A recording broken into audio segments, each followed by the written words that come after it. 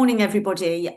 Welcome. I'm obviously in the UK. I know we've got many people from all over the international community here. So welcome to everybody.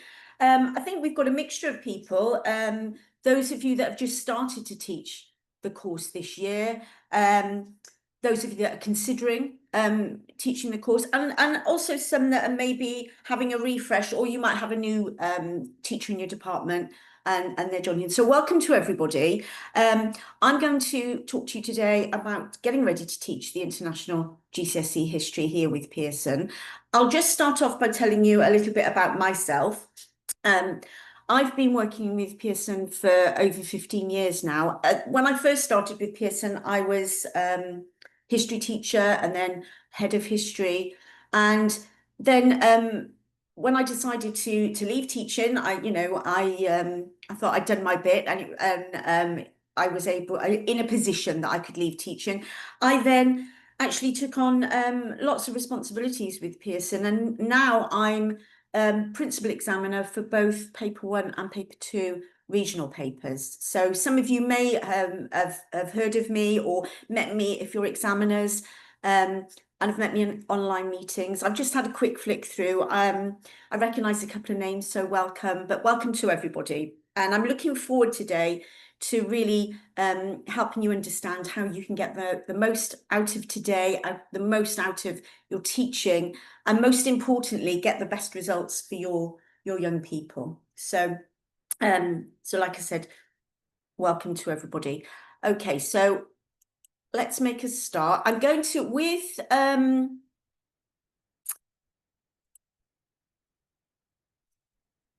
breaks, I haven't actually put in a slide saying it's time for a break now, so we'll see how it goes, and we'll take the opportunity as it comes. But they normally, fit in quite nicely with where we are. When we finish, perhaps looking at a question or a B question, and then we could have a 5-minute break, and then maybe have a slightly longer one halfway through, something like that. Okay, so what this teaching today is designed for, it's for teachers who are really looking to just make sure the quality of their teaching ensures that their students understand what they've got to do when they get into the exam. So what we're going to do today is really look at the content of the qualification and then explore how you can kind of plan your course and your lessons to fit with that. So you need to understand the assessment of the qualification and how you're going to prepare your students for that. So we're going to look at question types, we're going to look at mark schemes, and then right at the end, I'll go through the sort of support that you can get from Pearson moving forward, because today is just the start of your journey, and there's lots of support for you moving forward. Okay, so just so I can get to know who is here today, what I'd like to do is just get to know you a little bit. Can you just spend just a couple of minutes? I don't want an essay, just a brief sentence, just saying whether you're new to the course or if you're already teaching the course. If you are already teaching it, what options are you teaching, or perhaps you've just started what you decided that you're going to do on paper 1 and paper 2. I'll just give you a minute to pop that in the chat box. It's just I can have a look at that then as we go through, and it will help with future courses as well, knowing what people are planning on doing.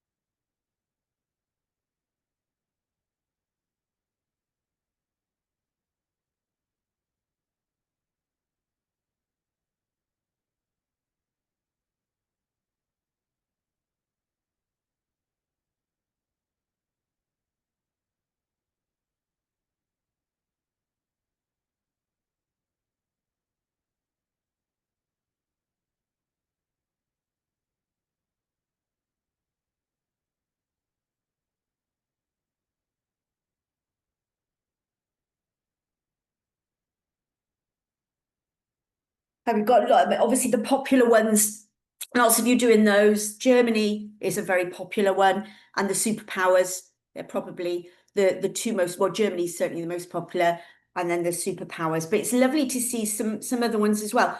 Although somebody's put in that they're doing the early Elizabethan period, which has confused me a little bit because that's not on this one. That's on the Homeland GCSE. So we're looking at the IGCSE today. See someone's doing Japan, which is great. That started to build, I noticed last year.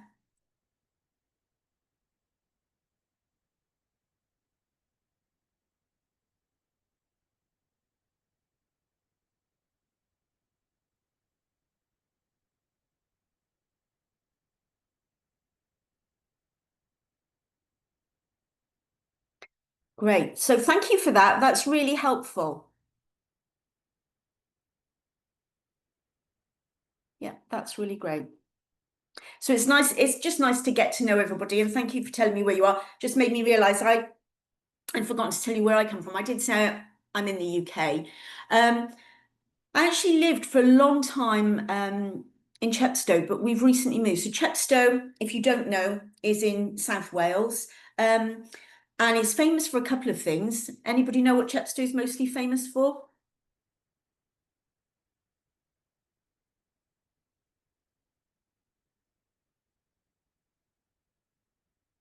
Yeah. Thanks, Nicholas. Yeah, the castle. I'm really glad. I thought somebody might say the race course, but I was looking for the castle. And then just down the road, literally 5 miles if you follow the river, we've got Tintern Abbey as well. But yeah, Chepstow is lovely. But anyway, recently moved and I'm just outside of Chichester now on the south coast. So that's me. So let's get going then into what you're actually here for. So some of you have been with us for a while and you've told me that, and that's great. And you're here for a refresher.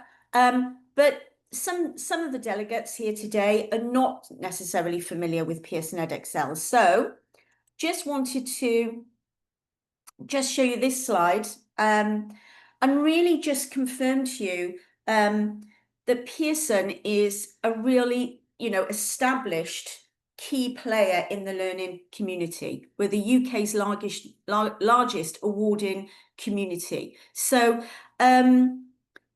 our international heritage really stretches back over 150 years. And today we partner with many schools, universities, and employers worldwide. So our qualifications are world class, they're globally recognized. So I just wanted to pop this slide on to really show you that Pearson is well established as a very significant worldwide player in qualifications.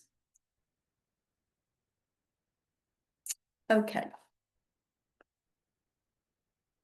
So let's actually have a look at the assessment.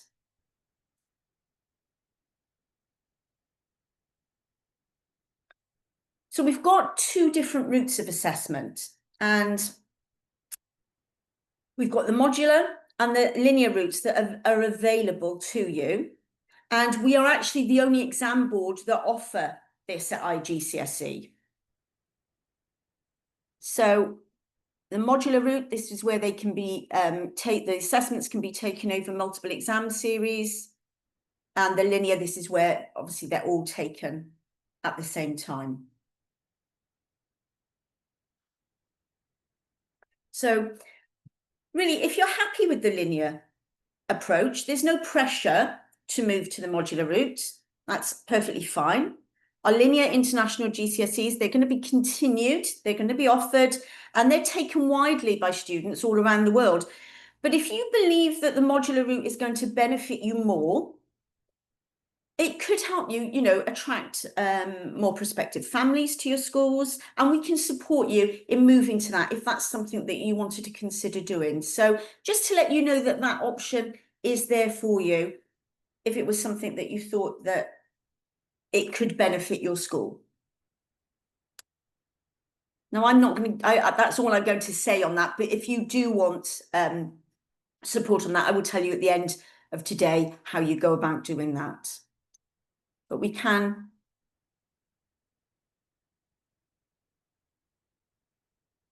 Just to clarify, just in case you're wondering, with the assessment here, the modular and the linear approach, they do contain the same content, so nothing there would change. What it does with the modular, it'll just break it down. So it'll break the journey into kind of 2 units. So there'll be an exam at the end of each unit. But like I said, I know a lot of you like to do the linear. That's fine. You just carry on doing that. We just really, the reason that we did this is we just thought it was, it just would benefit schools with their growth, really. So, okay. So, any questions, just pop them in the chat. If you've got any questions on that, just pop them in the chat. Because like I said, I don't want to spend sort of too long on it. Just thinking if there's anything, because I don't want to come back to it. So just thinking if there's just a couple of things to kind of mention on this, really. What we wanted to do, I did see somebody had, someone was doing Japan. Most schools at the moment are doing Germany, superpowers. I think the USA would tend to be popular there. Paper 2, medicine.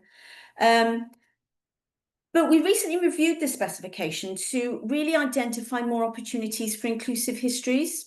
So we have updated some of the language to remove any problematic terms. And that come into effect from September 2025. So that's worth noting. We've also got greater choice, greater flexibility. There's no compulsory topics. There's no forbidden combinations. You know, sometimes you're kind of mapping it all out and it all gets a little bit bogged down. We don't have any forbidden combinations. So teachers can choose the areas of study that they'll enjoy teaching and also engage the students. But it is designed as well for international students. The topic choices are diverse. They are international. They cover a broad geographical spread. And like I said, there are some brand new ones. So it's worth having a look, even if you've been doing the same thing for a long time. Have a look at, you know, some of the ones that have perhaps been added since you last looked at it. Just quickly wanted to mention skills.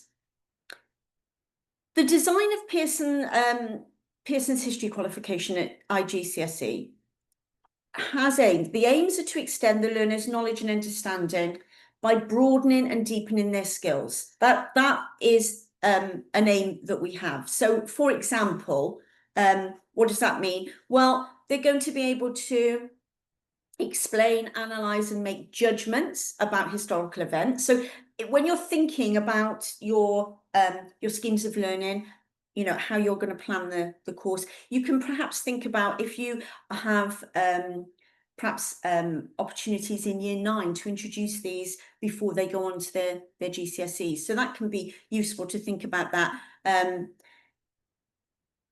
Sources, we use a range of source material and the students will be needing to be able to comprehend them. They'll have to interpret, they'll have to cross-reference sources. They'll also be using interpretations. So they'll need to analyze and evaluate interpretations, obviously in the context of whatever historic events they've been studying. So the usual things, but it's worth thinking about how to introduce that perhaps just before they start doing the course as well. So let's look then specifically in closer detail at paper 1. Okay, so I've got on the slide here from the specification, the paper 1 depth studies. So you can have a look there. I'm sure you're familiar with this anyway. I'm sure, you know, I'm sure you've looked at the specification. And in fact, I think in your delegate booklet, you were told to perhaps have that on hand. So that could be useful. So like I said, the modular and the linear approach contain the same content. But the modular approach will break the journey into 2 units. So there'll be an exam at the end of each unit. So paper 1 can be taken in a different exam series as paper 2, or you can do them both at the same time, the linear approach. So we've got here French Revolution.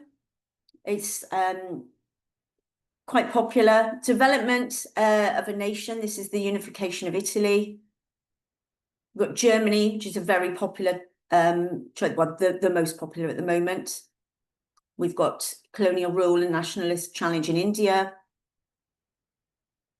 Dictatorship and conflict in the USSR, popular choice. Superpowers, probably second to Germany in popularity. And then civil rights in the USA, popular as well. And South Africa, seeing more centres opt in for that as well. So that's our paper 1.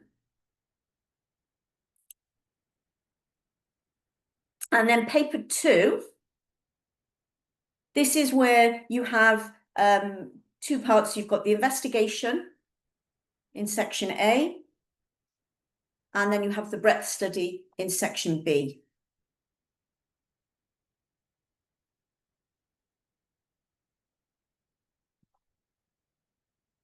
So again, I'm not going to go over it in too much detail, but in the investigations, they're all pretty equal in terms of popularity there. Perhaps less so, not so many do in East Germany. And then medicine is the most popular with the breadth, but most of them are picking up in terms of popularity.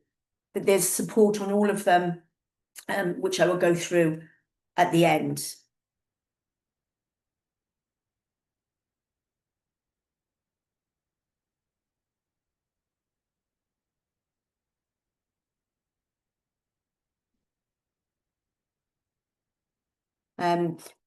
Just to let you know, because I will go through this at the end, but there's lots and lots and lots of support, and I can't emphasize that enough. So in your planning, in your teaching, there's lots of there's schemes of work that you can edit, and there's lots of planners and everything. So, but that is at the end. I'll go through that in more detail.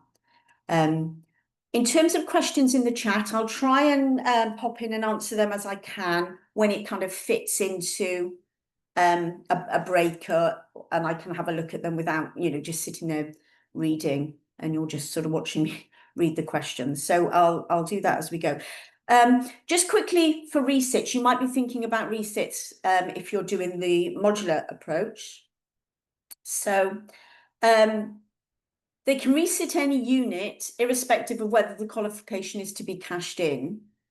And if they resit a unit more than once, only the better of the 2 will be available there that will go towards the qualification. So they'll basically be held in Pearson's unit bank, and they actually stay there for as long as the specification remains available.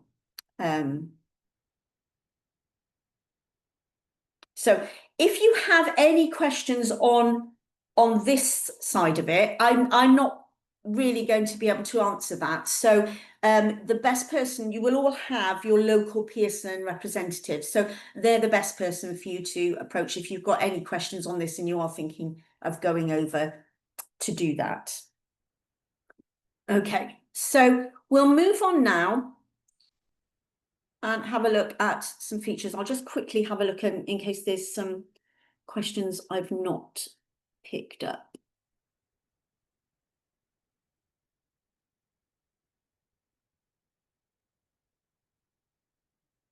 Yeah, so someone's saying would modular be doing paper 1 in year 10, paper 2? That's how a lot of centres do it. So that's fine. Just lots of people putting in what they're doing.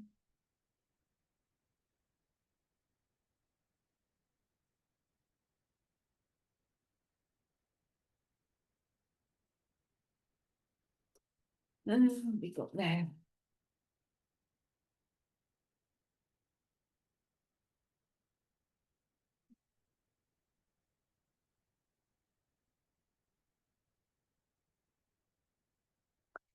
Francesca, your question about that, and I think it's because it's the divided union and it's within the dates. So the dates are 45 to 74. So that's why Watergate is there.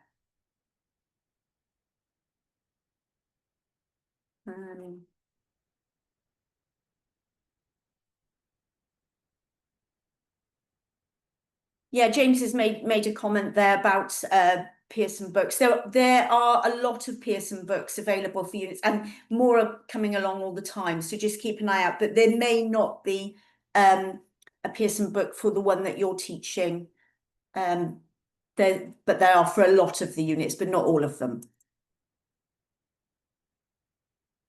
Okay, so let's have a look at the qualifications here at a glance. So for international GCSE history, we've got no forbidden combinations. So no compulsory topics, no forbidden combinations. You can choose whatever area of study you enjoy teaching, any that you think will engage your learner. I'll go through this fairly quickly because it's just summing up of what we've looked at. International topic choices. We've ensured that our topic choices are diverse, they're international, they cover a broad geographical spread, there's some brand new topics if you're looking for something new to teach. So lots of choices there for you. The question papers are very clear and straightforward. They're very accessible for students of all abilities. Yeah, all ranges, all learning styles. Our mark schemes are straightforward. The assessment requirements are very clear, and I'll show you that as we go through today. And this deep development of learners' skills, learners develop lots of abilities during the course. Like I said, the main historical skills are there throughout the course, and they will need to learn those to be obviously sit the qualifications whenever you choose to do them.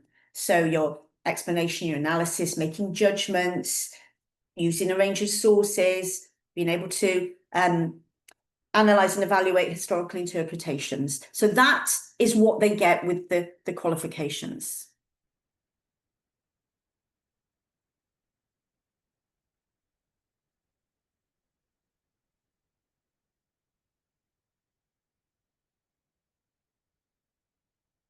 Okay, so the grading system is a 9-to-1 grading system.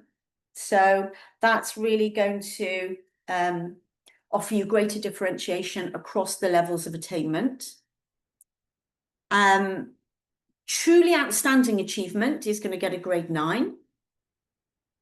And it will give you more information about student attainment. It's going to help progression towards A level. It's the same scale for both international GCSE and GCSE. So that will allow for a clear comparison. Unlike the old A star to G grading, we've now got a very clear comparison. So that's the grading. No, there is no different schemes of work for modular and linear. You just take the exams separately.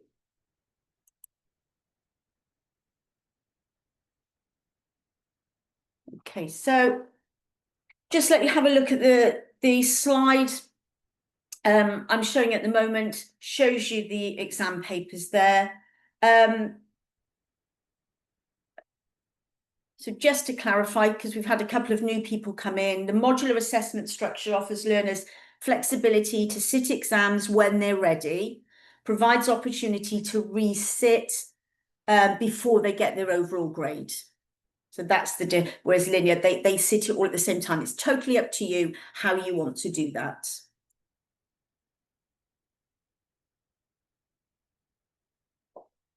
Yeah, it's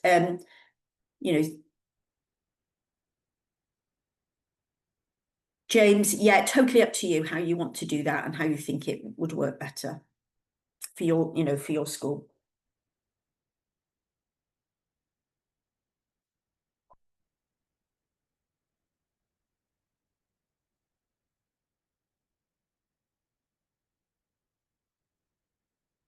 Okay, right, so moving on to assessment objectives and the weightings. So that's the weightings for our qualification there for each of the AOs, the assessment objectives.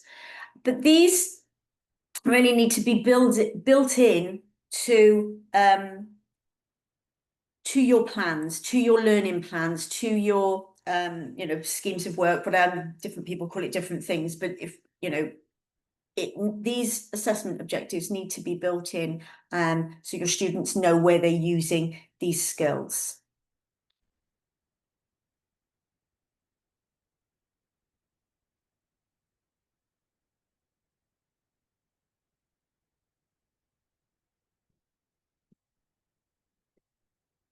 Ellie, I think somebody's waiting to come in. Could you let them in, please?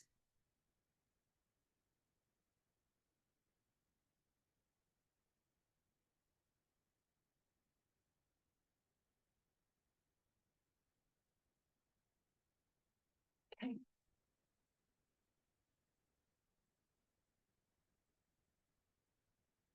Just got some people coming in. I know some of you were here at 8:30, so that was it was great to see people. But I know we're all around the world, so I know for some of you it must be a pretty antisocial time. But anyway, welcome the new people that have just arrived. So we're just looking at assessment objectives and their weightings within the qualification, and we're going to look at this in more detail when we look at specific questions in a moment.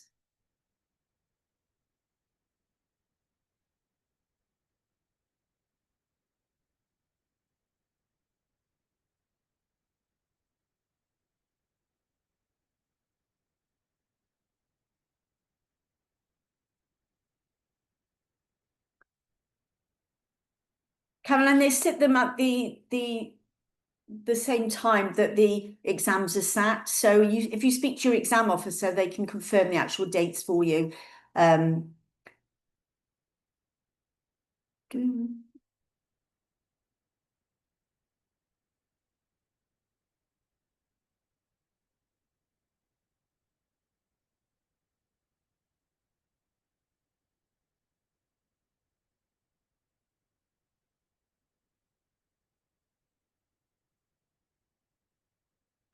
Yeah, so Jake, you can see there on the slide in AO2. So we've got change in continuity, cause and consequence, significance, similarity, difference there.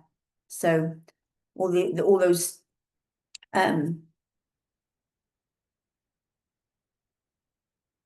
basically those building blocks that you teach throughout sort of the earlier years are used.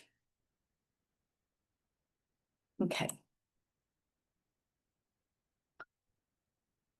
So talking of which, let's have a look at how you make your choice. So when you're choosing the options for both papers, clearly, you know, lots of factors are going to come into play here. So it's not just about simply teaching the content, is it? It's about integrating those skills that we just talked about and allowing your students further opportunities to develop their analytical and evaluation skills that you will have taught at Key Stage 3, you know, to a lesser extent, but it's kind of building on that.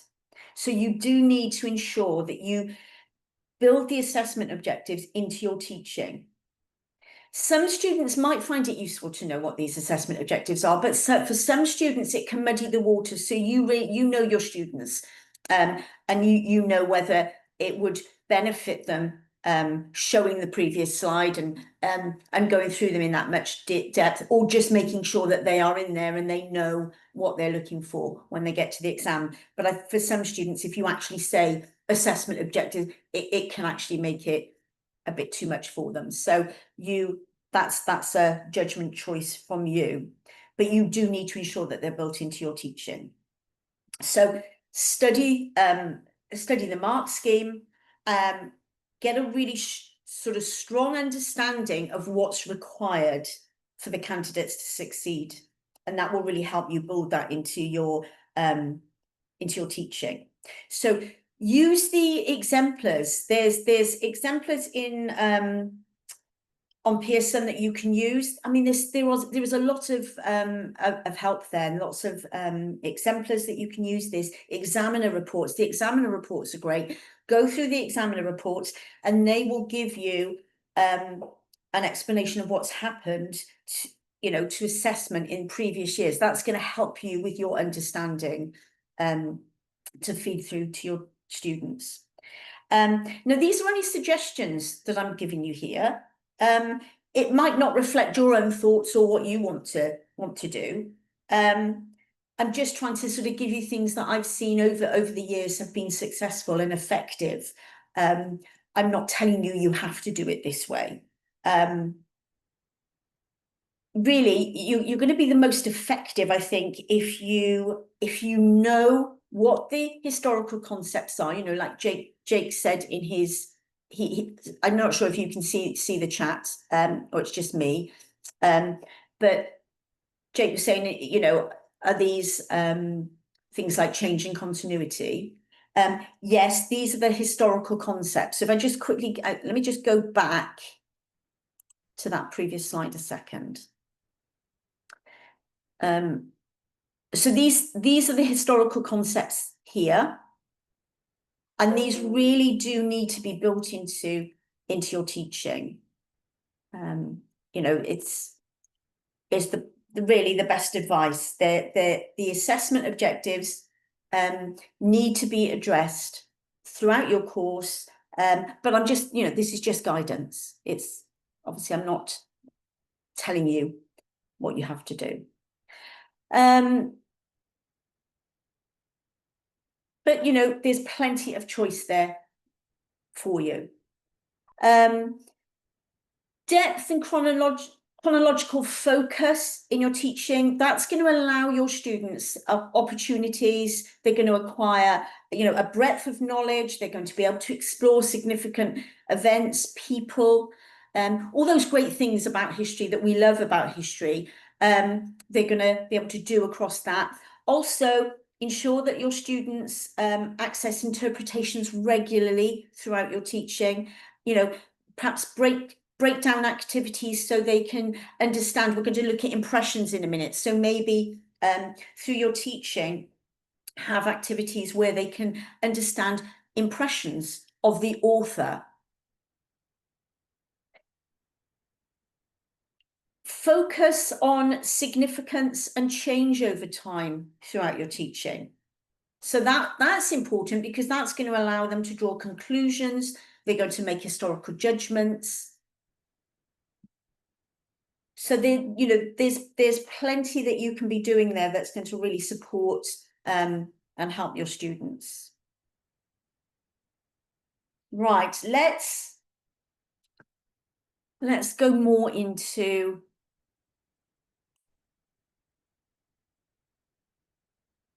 paper 1.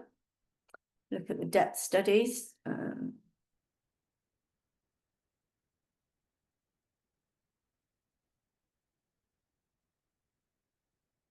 Okay, right, so paper 1, depth studies. So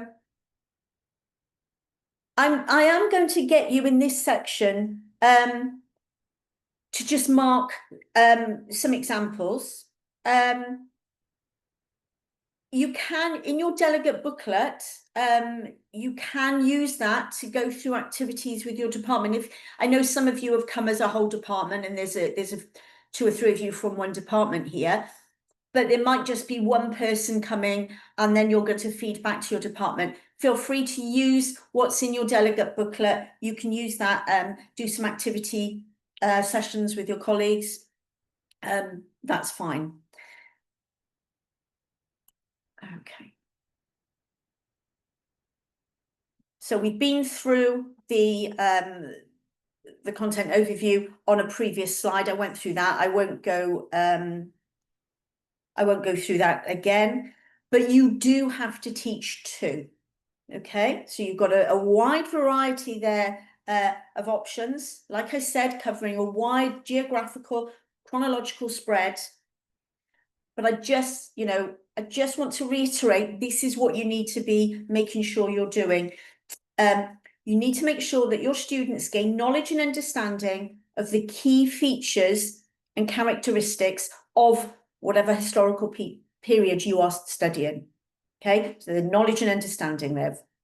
So, anything on the specification can be in the exam. So you need to use that as a very clear guide to how to plan out your scheme of work. And there's, like I said, there's scheme of works anyway editable ones that you can use.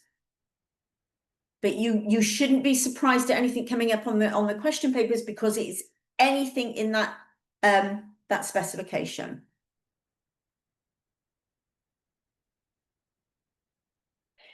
You need to make sure that your students develop skills that help them analyze and evaluate historical interpretations. And that needs to be in the context of the historical events they've studied.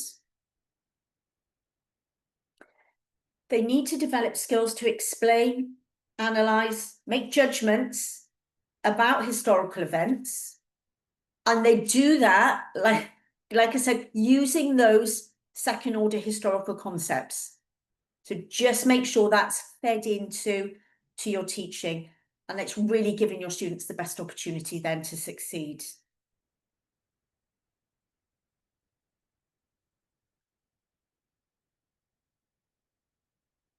I'm just going to give you, I've given you a lot of information in the last sort of five minutes or so. I'm just going to give you 2 minutes just to think if you've got any questions, or just make some notes about anything that you might want to sort of start doing with your teaching. So I'm just going to give you 2 minutes just to do that. Okay.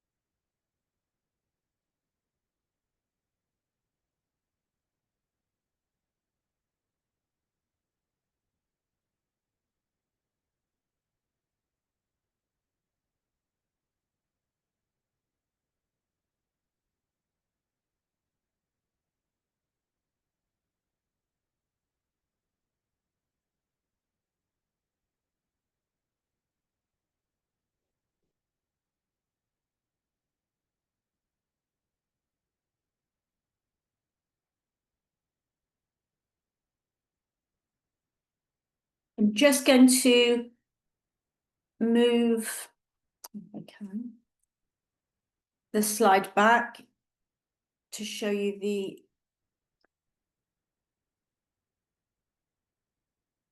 this is in the specification anyway, that you can download from the website. There's a link in your delegate booklet to it, I believe. Yes, in your delegate booklet, you've got a link to that. And it is on one of the pages, but yeah, that's.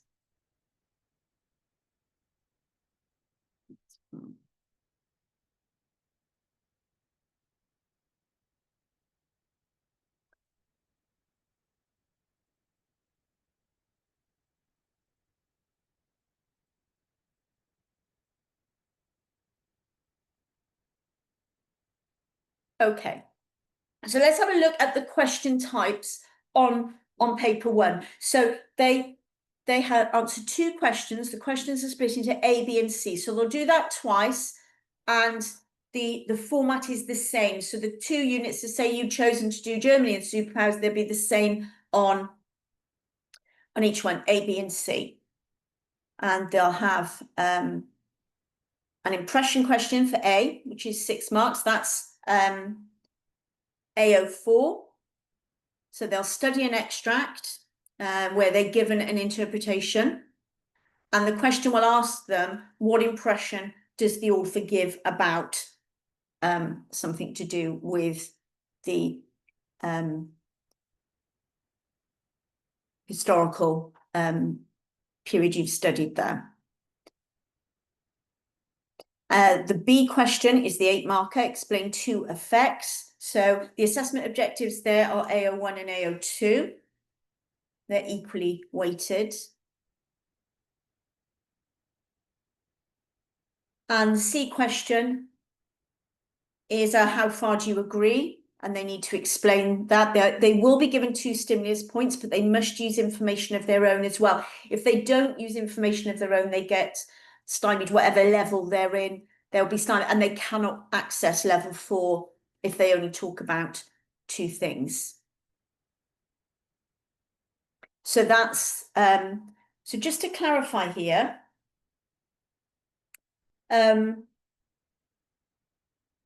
if they didn't use the stimulus points and they only talked about 2 things, they still wouldn't be able to access level 4 because they've only talked about 2 things. This very seldom happens. Most students would use the 2 stimulus points and bring in another of their own.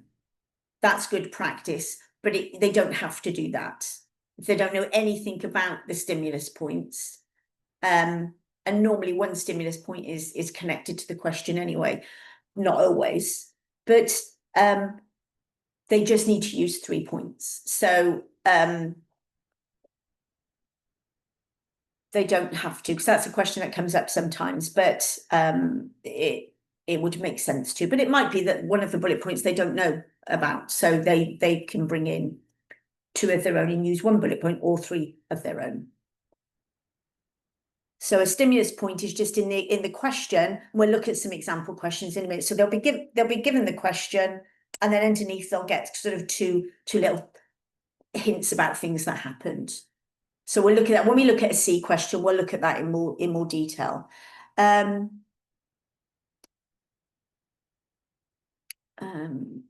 Just looking at some questions here.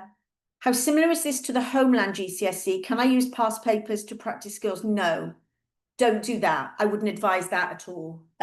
You need to use past papers from the IGCSE, and you can access plenty of them. So you won't have a problem with that. So I think, you know, you're looking at 2 very different things.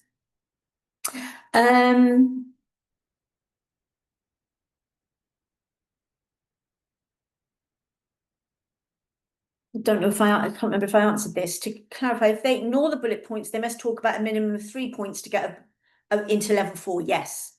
Oh, well, to get above 10, because in level 3 they would be stymied at 10 marks. You're right. Yeah. But we'll look at this, Victoria. We're moving on to things we're going to look at a bit later. Okay. So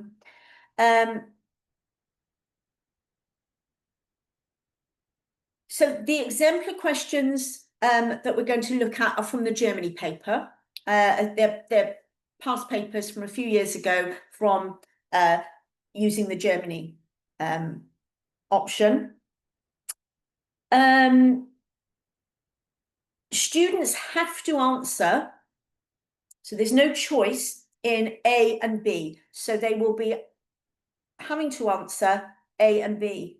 And a little tip here, I'll talk about this more when we do the assessment training next week, if you're coming to that. But for any questions, just, you know, get your students to actually attempt them. Don't leave them blank.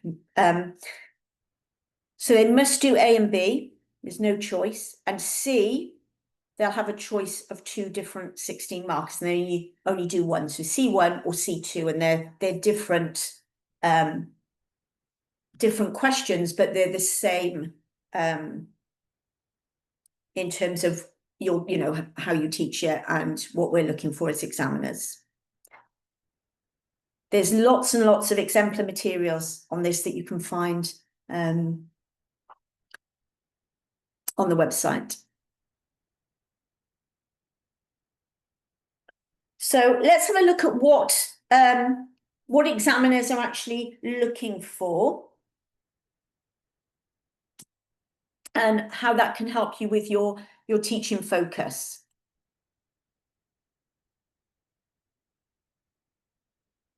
So you want to plan your scheme of work based on the depth studies and really consider the chronology when you're planning your scheme of work, because that's going to allow your students ample opportunities. They're going to be able to acquire knowledge and understanding of selected periods, or, you know, the aspects of history, and they're going to be able to explore the significance of events that have happened, of people, changes, any issues.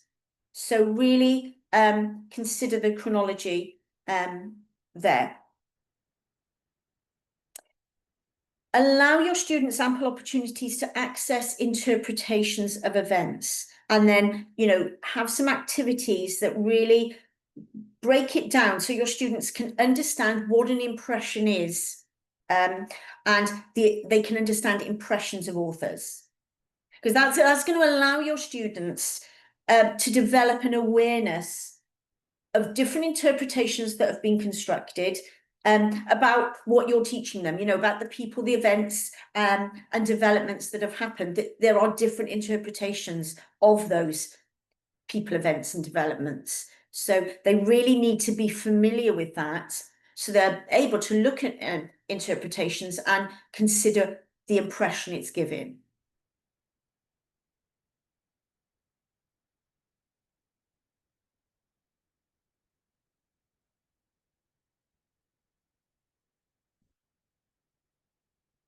Caroline, you'll need to speak to your exam officer to help you there.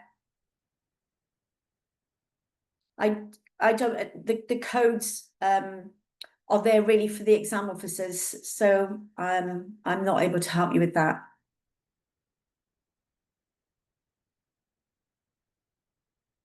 And I'm not quite sure if you're looking in the right place.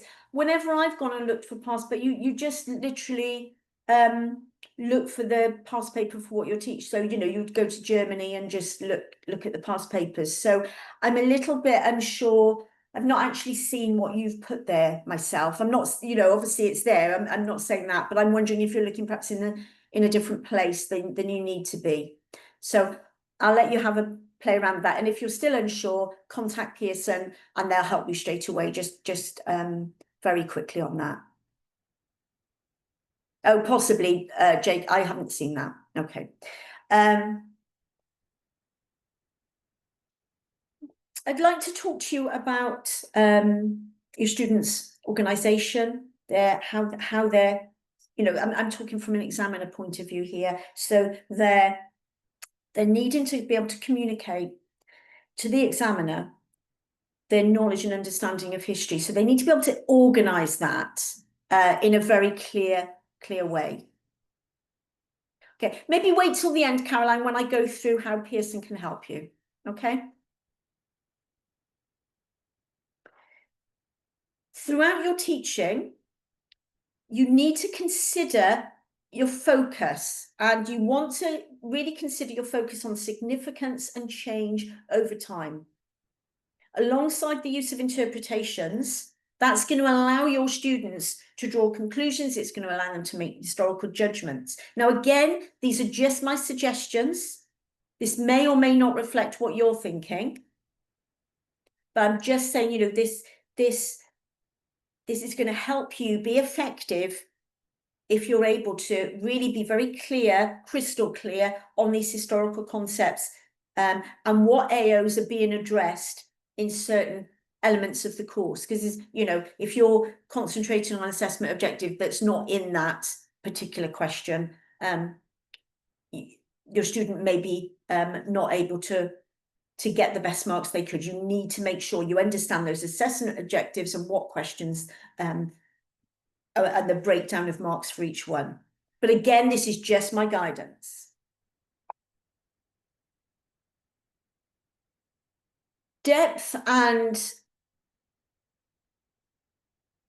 chronological focus is going to allow students opportunities to acquire a breadth of knowledge, explore significance of events and people. So make sure that your students are accessing interpretations regularly, break down activities, focus on significance and change. Make sure your students are able to draw conclusions and make historical judgments. And you can, you know, you can start doing this in Key Stage 3, focus on interpretations. You know, it's a harder skill, so you might not want to do it earlier than Key Stage 3. Key Stage 3 can focus on interpretations you know, in Year 9 I'm talking about. And change in continuity significance, they will come through earlier in Key Stage 3. Perhaps interpretations would be maybe just before the end of it. Purely just my guidance from my experience. Okay. Yeah, I mean, some people have 3 years, don't they, teaching? Some people have 2. So that would mean you could start it in Year 9. Right then, so let's turn, should all have your delegate booklet. Can you turn to document 1 in your delegate booklet?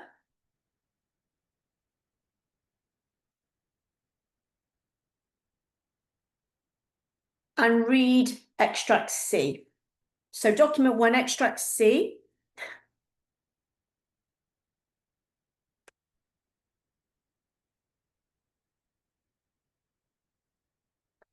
If you could just read that to yourselves. Thank you.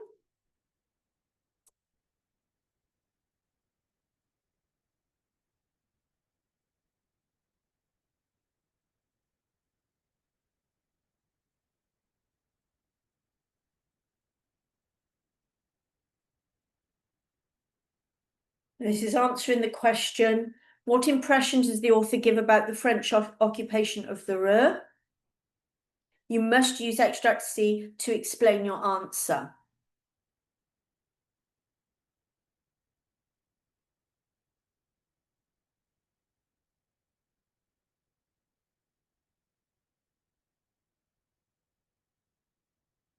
All right, so if we concentrate on this, because the things you can do after today, I am going to talk about at the end. So I don't want you to miss any useful information because you're busy looking for something that you could look at after today's session. That would be great.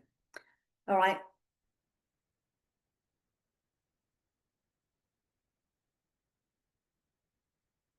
Okay, so you've got the question on the screen.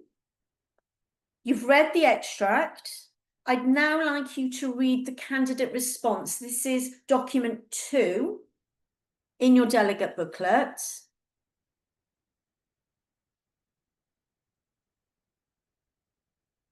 And then just, you know, just note down in your booklet what you think. Do you think this is a strong, moderate, or weak answer?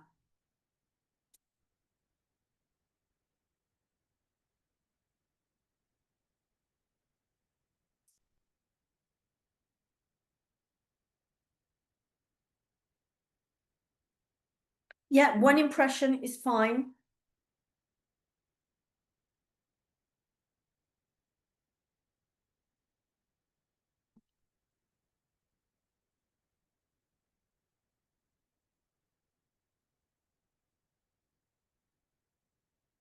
So consider what we've already discussed with regards to assessment objective 4. And then you need to just pop on there what sort of response you'd consider it to be. Nicholas, the delegate booklet is in the in your documents on here. I don't know, Ellie, I don't know if you can help with that. Maybe put it in the chat as well.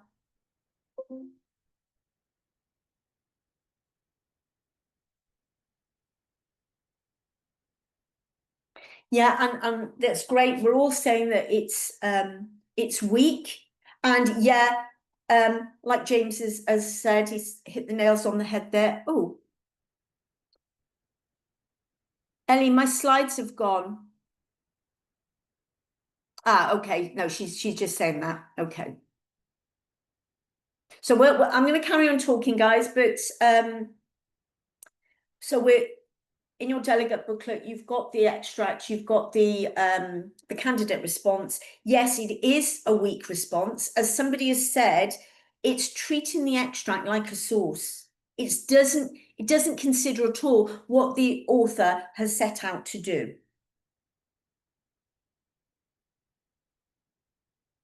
Now, you do have a generic mark scheme for that A question in your booklet, in your delegate booklet. So if you could look at that, I can put it on the slide. I've got the slides now.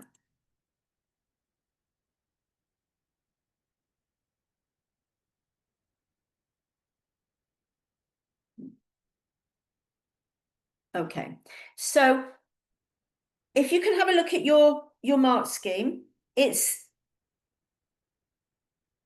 a generic mark scheme that you get. When you look at the mark schemes, the generic mark schemes are at the beginning of your mark scheme, and then for each specific question, you have specific mark schemes for them, but they provide indicative content, things that the examiners could be looking for.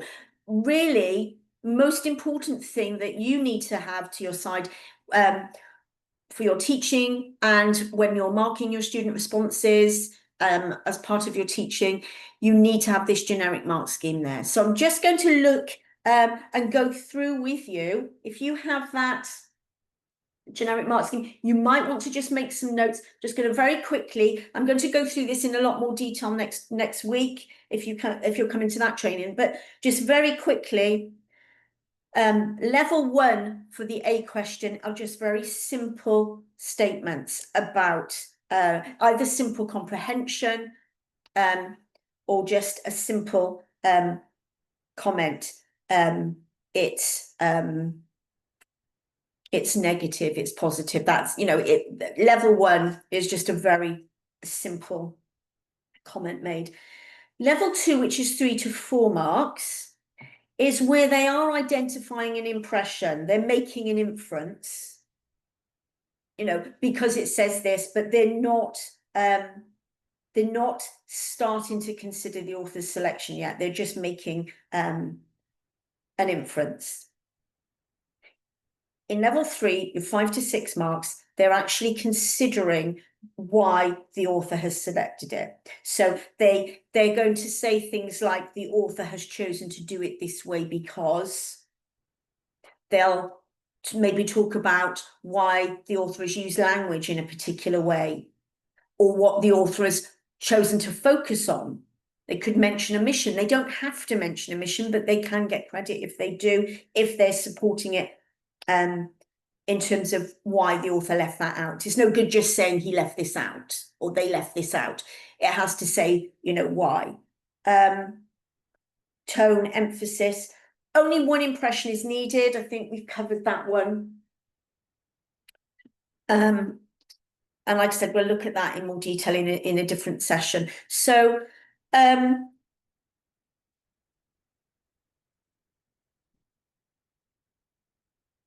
yeah, we've also, I think all of us said that it was a weak response, treated it like a source.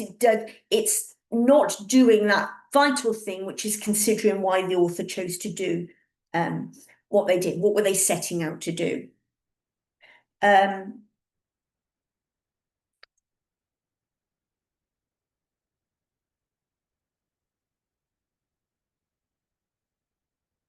So just while you've got your mark scheme in front of you, you've got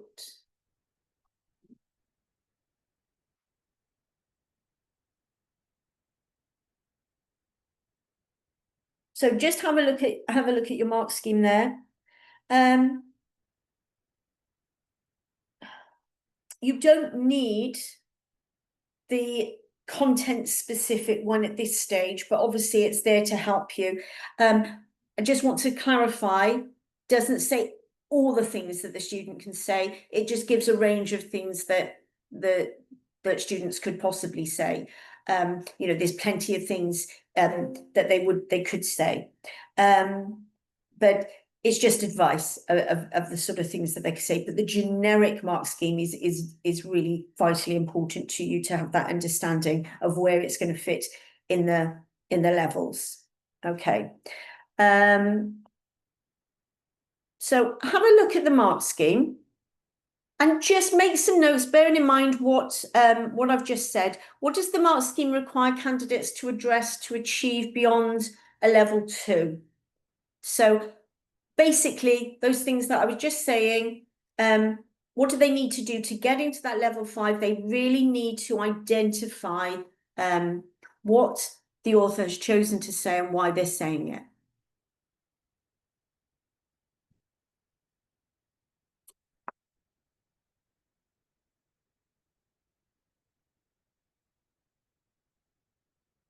Okay, let's have a look at this one.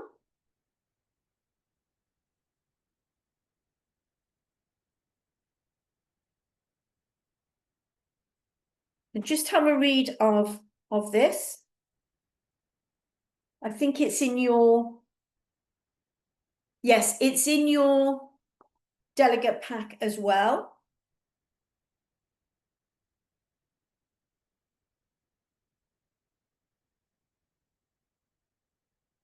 So let's have a look at this. I think the author gives the impression that the French occupation of the Ruhr was unfair. What makes me think this is that the author says the French took the law into their own hands. That suggests the act was illegal. The author uses strong language to create the impression of unfairness, and then we're told what language is what: outraged, savagely. Also, there was a good reason for the French occupying the Ruhr, but the author has chosen not to tell us about that. So we're really being shown here that it's unfair, and this student is saying why they think that. So they think that the author is giving this impression that it's unfair because they've said this. They've said the French took the law into their own hands. That's suggesting it was illegal. They're using words that give an impression of unfairness, like outraged, savagely. So they're really saying, what impression they've got, and then they're supporting that from the interpretation, from the extract. So this would be a level 3. Is that okay? Yeah. Okay. So it'd be maybe worth coming next week as well, if you can, and I'll go through some more examples. Yes, for this one, you don't need to write lots. In fact, I would recommend that you really encourage your students to not write too much, and certainly, really, they don't need much more than this. Yeah.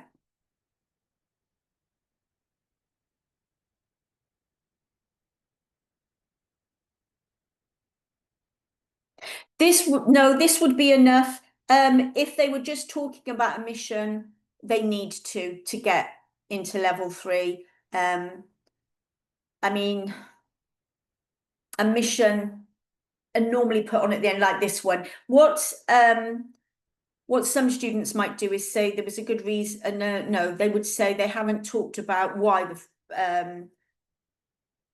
French occupied the Ruhr, but then they don't say, or the author hasn't said about them why the French occupied the Ruhr, but they're not supporting it with that they've chosen not to do that specifically.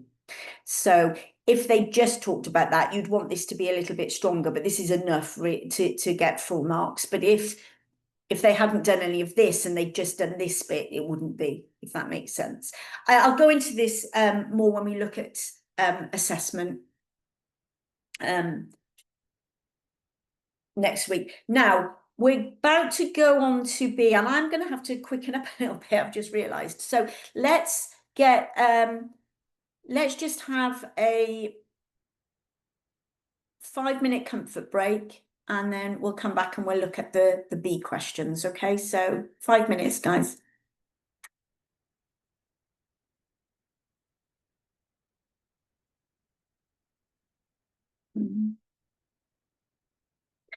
Victoria, I don't quite understand your question.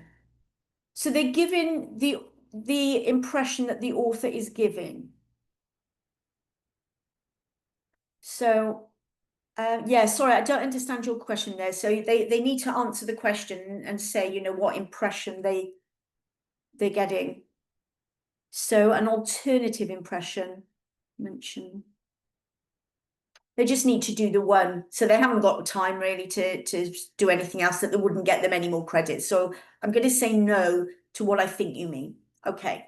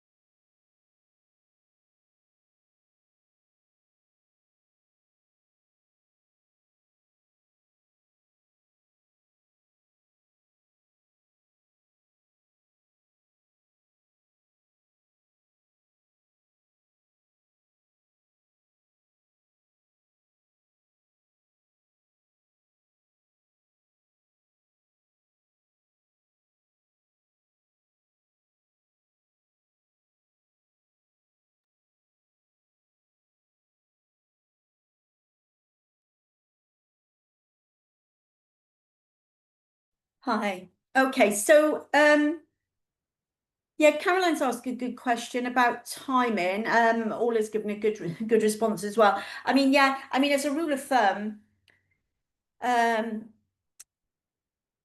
as many minutes as there are marks, and then maybe just another couple of minutes. So, like Ola said, 8 minutes. If they get to 8 minutes, they need to move on. And then they can always come back if there's time. What you don't want them doing is spending half an hour on the A question. So I would really, you know, when you're practicing these in the classroom, getting closer to the exam, I would practice doing timed ones and then just stopping them and letting them see, you know, what they've got in that time. So they know to just get straight into it. someone else mentioned about no, I'm not, we don't want to know their knowledge and understanding about the invasion of the Ruhr. We're just looking at the impression this author is given. Okay.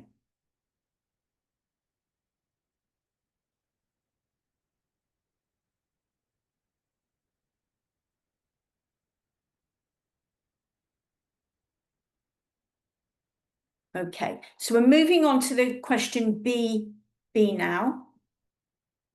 So if you can turn to document 5 in your delegate book, which is the generic mark scheme for the B question.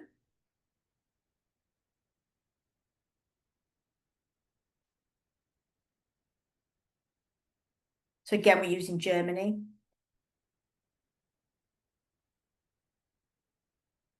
So this is an explanation of consequences. So if you look at your mark scheme, your level 1 is really your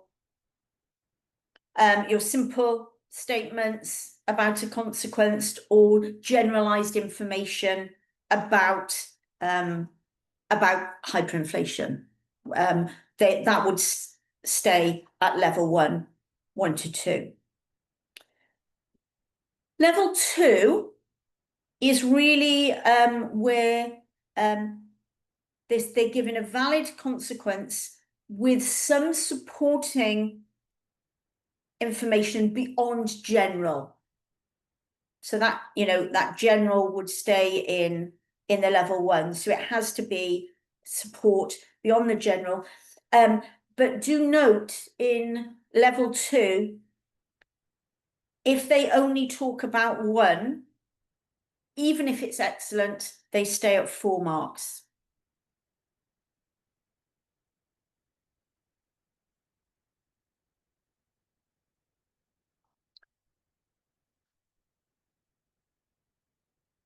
Yeah, just to let people know, we're talking about the B question now. I think people are in the chat talking about the A question. We can go back to that right at the end if you need, but I think we need to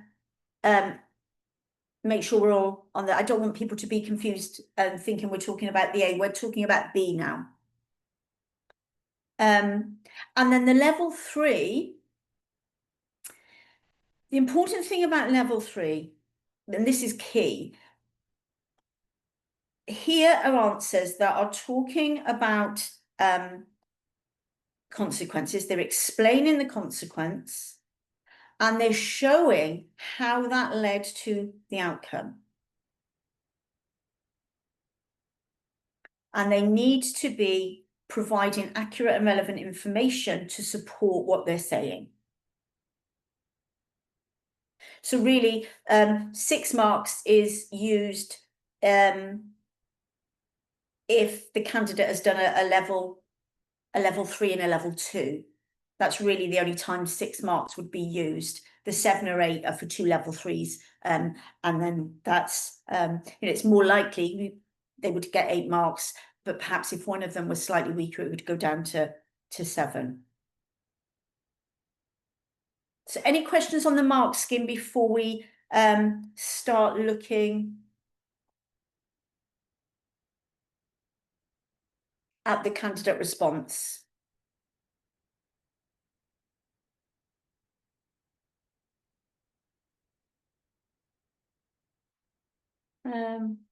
We're on the B question, Caroline.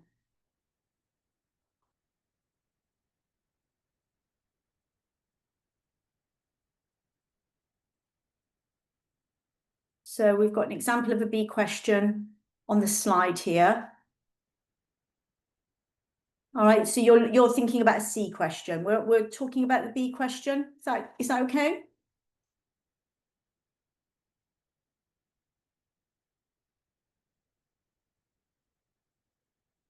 So the stimulus is on the C question, guys. Okay. So I've talked you through the mark scheme there. There doesn't seem to be be any questions. No, that's fine. Okay, so just have a quick look, Caroline, see if you've got any questions for me on that mark scheme.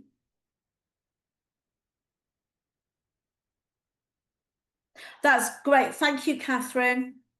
Okay. Guys, this is important actually. So I think this was yeah, sorry about that, Ed. I will feed that back to Pearson. Yeah, this mark scheme, let me just go through that because it's different to my mark scheme than the correct mark scheme. So let me just go through that.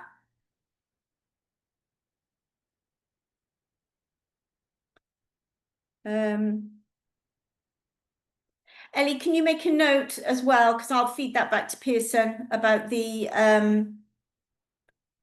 well, it's in your specification. So if you click the link in the delegate book,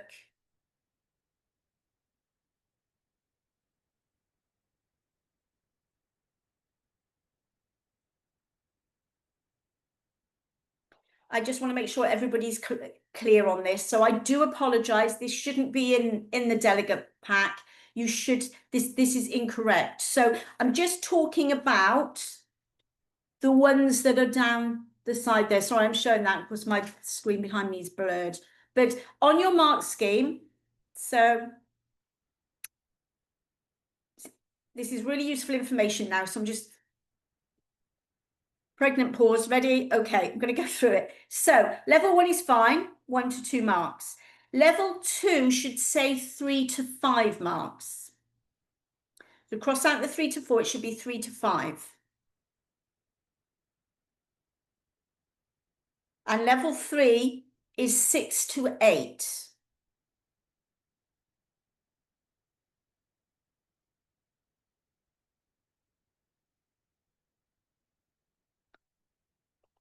And level 2, they are maximum of 4 marks if they only talk about one consequence. Thank you, Derek. Only one consequence. They can't go above 4, even if it's really excellent. Okay. And normally, well, most of the time, I can't think of how it would, a time it wouldn't be, to be honest. 6 marks would be for if one of the consequences was level 2, the other was level 3. Best fit there is, I'll talk more about best fit next week. Best fit would be 6 marks, and then the examiner would go in at 8 marks if they've got 2 level 3s, and you know, they would have to really have a reason to take it down to 7. Perhaps one of them was weaker, but not quite a level 2. Thank you for being understanding on that, guys. So that's, you've all got that correct now. And obviously it's correct in the specification. I do remember some years ago, there was a mistake in one of the mark schemes that was rectified before the examining period. And I think someone's accidentally cut and pasted it in here. So, you know, mistakes happen. So thank you for your understanding on that. Right. Can we, now you've got the right mark scheme, and your mark scheme sorted, and we've talked through that.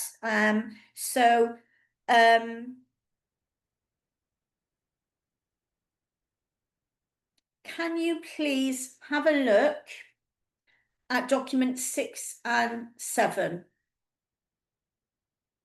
So document 6 and 7, and see, you know, what kind of level you would give those. So you've got 6 and 7.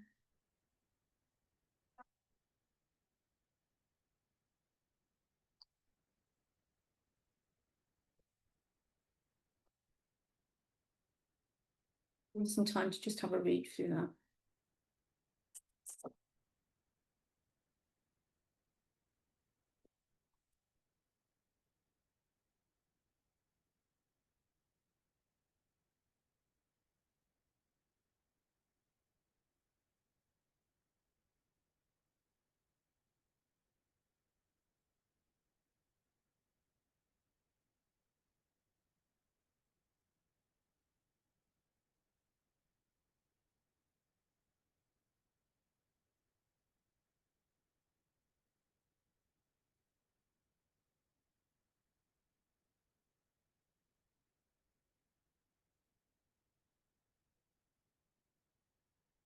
Yeah, you're all picking up that document 6, excuse me, is a level 1 answer. I know a couple of you have been a little bit more generous than that, perhaps have knocked it into level 2. They're right at the beginning, Caroline, of the, they should be there.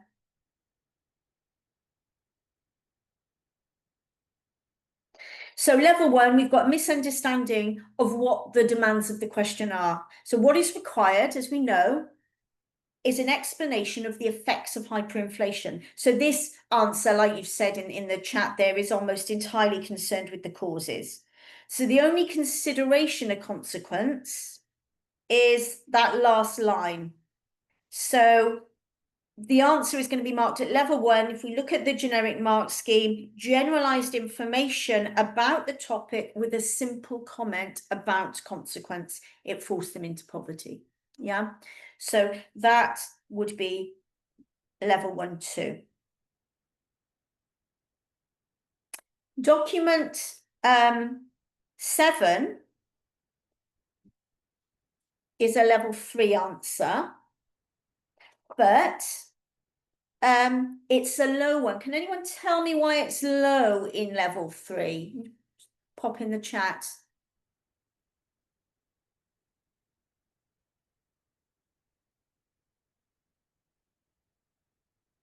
Yeah, it's actually there's 2 consequences, but one is operating at a level 3 and one is operating at a level 2. Do you remember I said that was the only reason for 6 marks to be given?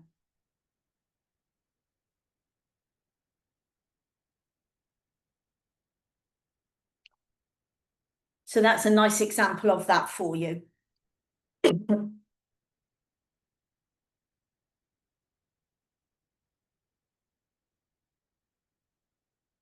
Okay.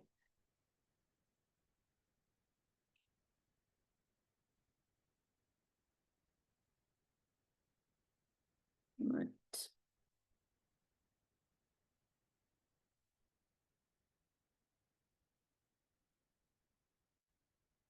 Just been chatting away, I haven't been moving my yeah.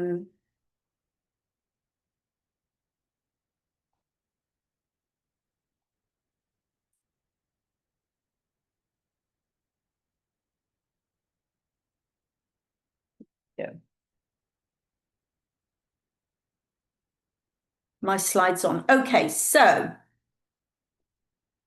we've done A, we've done B. Let's have a look then at C. If you could please turn to documents 8 and 9 in your delegate booklet. So you've got your generic mark scheme. And document 9 is candidate response. But let's have a little chat about the mark scheme first.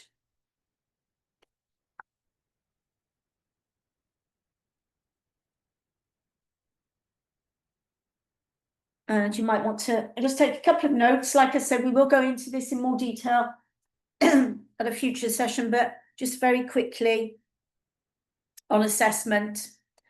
A level 1,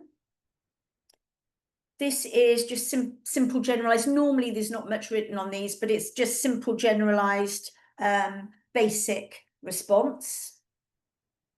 They're really showing very limited knowledge of the topic.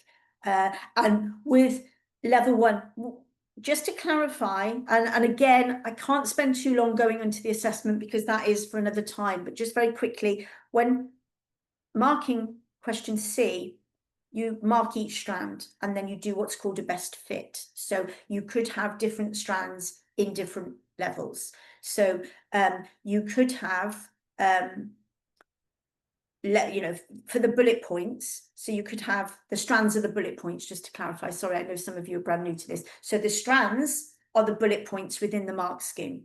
So if we look at the first bullet point is simple or generalized. A simple or generalized answer is given, lacking development and organization. So very simple, generalized, not much written. Second bullet point, limited knowledge of the topic is shown. Well, it could have some accurate knowledge. It might have a bit of accurate and relevant. It does know some stuff. So you might have an answer that has level 1, level 2, level 1. In that case, that answer has fitted all the criteria for level 1 and squeezed into level 2. So that would probably get 5 or 6 marks. That's how that works. I'm going to go in that and into a lot more detail another time, so I'm not spending long on that. So I will talk through that quite quickly, but I just wanted to give you a quick understanding of that, especially if you're brand new. Okay, so I'll come back to you, Juliet, because we're just talking about C at the moment. So we've got level 1, very basic. Level 2, this is where they're starting to give an explanation. There's limited analysis, so it's quite implicit linking to the focus of the question, really. But there is some development, and it does know some stuff, you know, but it might not be the stuff it knows is not that relevant. They're just thinking, oh, I'm downloading kind of what they can remember, but it's not that relevant to the question. And they might just say, I agree or disagree. The judgment is normally asserted in a level 2 judgment. So that's level 2. Level 3, this is not, not always sustained, but a level 3 answer doesn't have to be perfect and it doesn't have to be wide-ranging.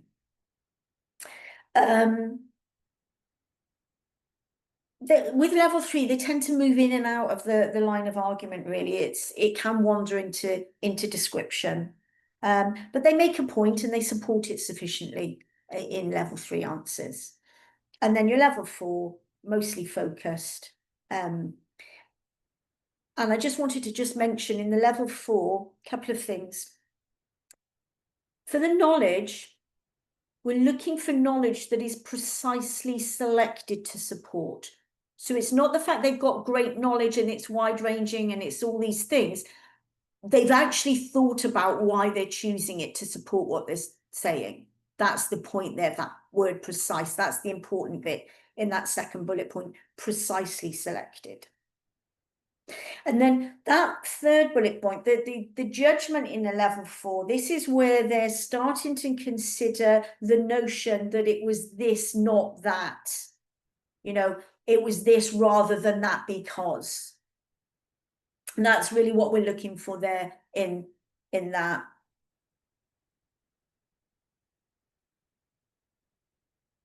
So we'll go into that lots of detail next week. I just wanted to give you a brief overview there of that mark scheme.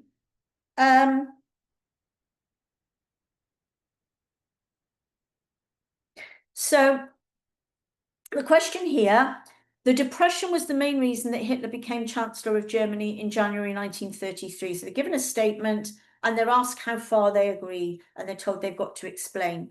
Then they're given the stimulus. Someone asked me about stimulus points earlier. These are the stimulus points. You may use the following in your answer: the Enlightenment taxation. So you must use information of your own.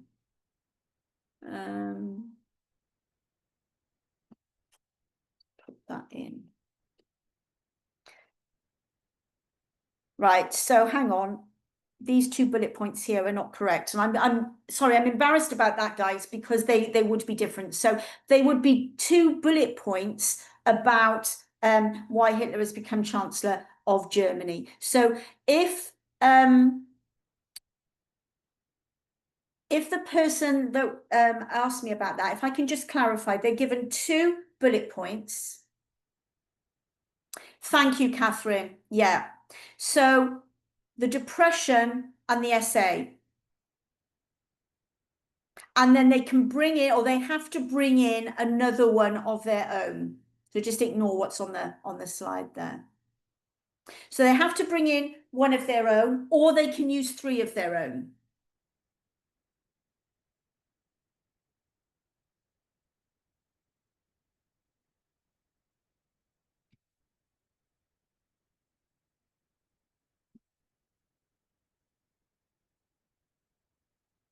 So obviously this question is longer than A and B. It's an extended answer. So Derek's just asked me to repeat my last part. So they don't have to use the stimulus, but 99 times out of 100 they're going to, because it's there to help them. What they have to do is use a third one. So they have to have 3 aspects that they discuss. So they can use the 2 stimulus points and a third, or 1 stimulus point and 2 others, or 3 others. As long as they're valid to the question, it's just that basically we're looking for 3 points. I would say now, Francesca's asked a good question here. How essential is a conclusion? Okay, so to get into that level 4, we need that judgment. Now, it might be they put the judgment in the introduction and then they weave it. And I've seen nice ones that do a bit of summing up at the end of each paragraph. So you might want to use three paragraphs at the end. You're doing it kind of like mini judgment. But it would be really good practice to then have a conclusion where you're doing that, you know, it was this, not that, and kind of really summing it up. So, yes, that would be good practice. I'm not telling you what you have to do, but that would be my advice. And, you know, it's bringing in that precise knowledge. So you've got your 3 aspects, you've got your precise knowledge to support, just, you know, a final sentence at each paragraph to link that back, and then a nice overall paragraph at the end. Just summing up and really nailing down that criteria of it was this, not that. Timings, like I said, rule of thumb, stick to. So, okay, so for A, let's say 8 marks maximum. B, Victoria, I can't possibly answer that because I'd need to see it depends what they say. You know, it really does. I think that's impossible to answer. So for the A question, 8 marks maximum. The B question, 10 minutes maximum. For the C question, 20 minutes. And then that will give them time to have a little bit of time at the end to go back over.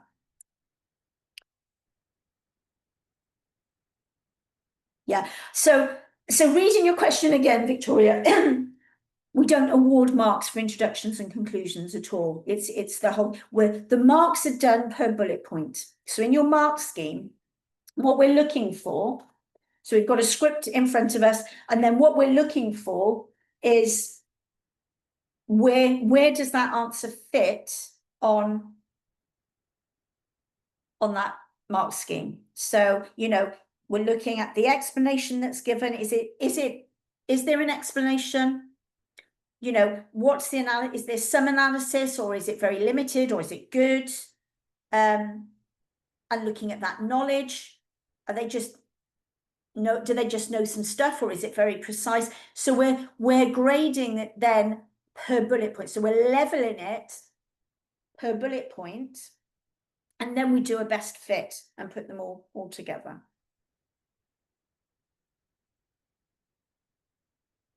I don't know about that, James. I kind of wouldn't work it out that way, but you can't, you know, I'm not telling you you can't. I would just sort of,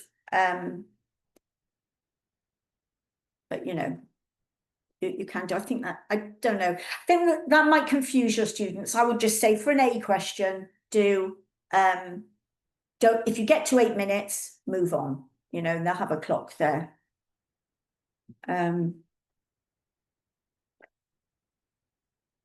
Okay, so like I said, this is a longer question, so more focus really on this is the extended answer.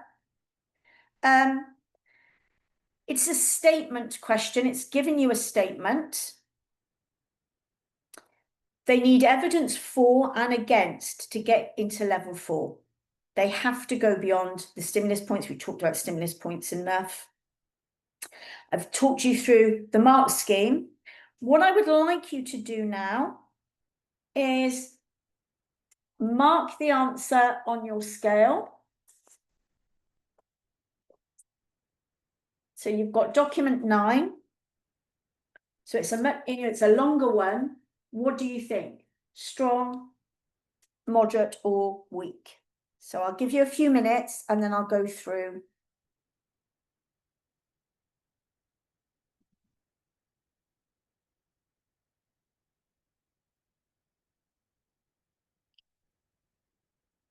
I'll go through what we thought about the response.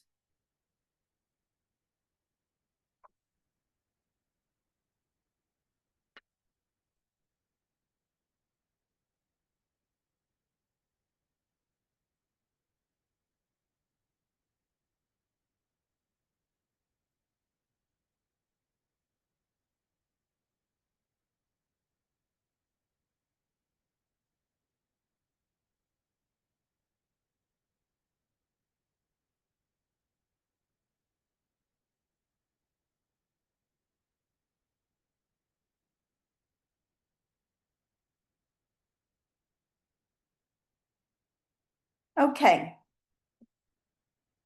So Ed's been a little bit harsh, and obviously your teacher hat on. Teachers are always a bit harsher because you want your students to do better all the time. This would get into level 4. It's not top marks. I'm going to talk you through why. It is a very well argued response. It does address the 3 aspects of content. It does provide an analytical explanation of the reasons. Coherent, the line of argument is sustained and it's supported. The information it's using is accurate and relevant.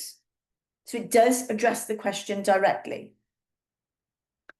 A judgment is provided. I put it on my screen actually. No, I don't have it on my slide, sorry. The justification would have benefited from further development here.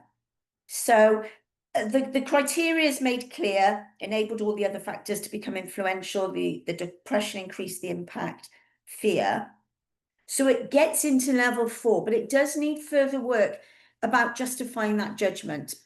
And there is some lack of depth of knowledge. So when it's dealing with Hitler's appointment, it kind of has a lack of depth of knowledge there. So that would prevent it from getting full marks. So it's level 4, and it couldn't get above 14 because of the reasons that so 13 to 14 marks this would get.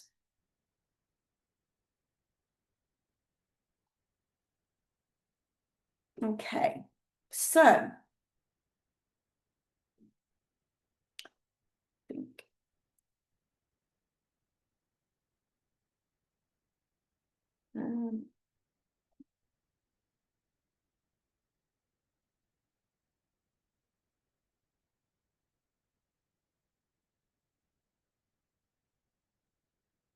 let's have a look. Have you got this in your pack?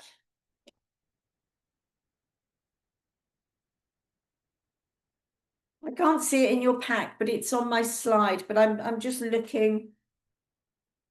Oh, so you have got it. Yeah. Okay.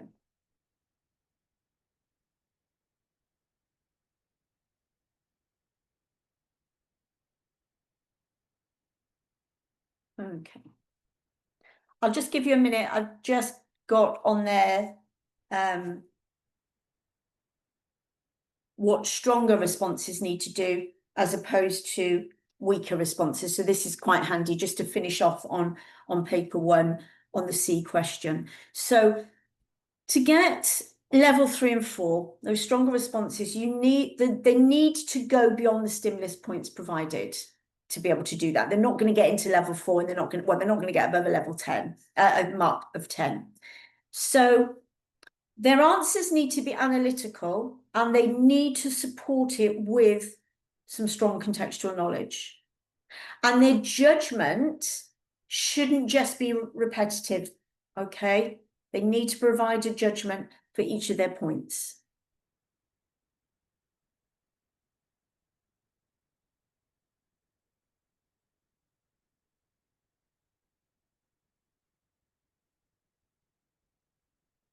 Yeah, okay.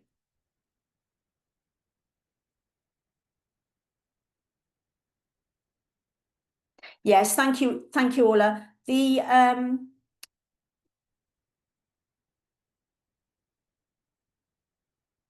level 3 and 4 is right, but I think what somebody has copied in is the level 1 and 2 weaker ones for the interpretation. So we'll move on and just start on paper 2. Okay.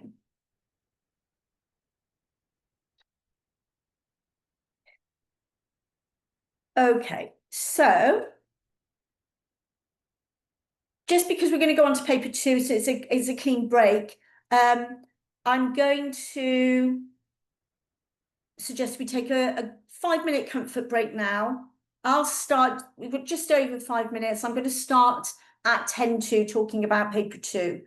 So that gives us, a good 5 minutes there, and we'll move on to that. I know it's an odd time, but it fits with what we're doing there. Okay, I'll see you all at 10 to. Thank you. 10 to 20 minutes. Someone's got their microphone on. Could you turn it off, please?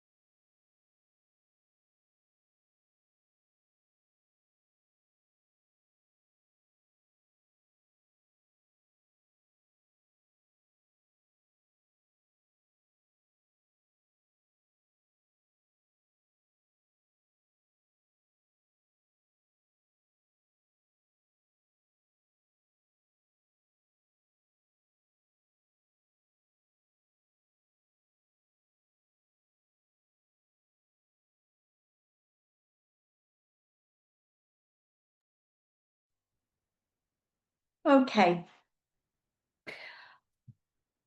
So we're moving on now to have a look at paper 2. This is the paper 2 is split into 2 sections. So you've got section A, investigation, and section B, which is the breadth studies. As you can see on here. So section A, you'll be teaching about one historical investigation from your choice there. Like I said, one through to 4, 1 to 3 are kind of equally popular, and then 4 and 5, which, you know, gaining popularity. And then section B, medicine is the most popular, but all of the others are becoming more popular as well. Over the life of the specification there. All right, so let's start off by having a look at section A. So section A is your investigation. So with section A, the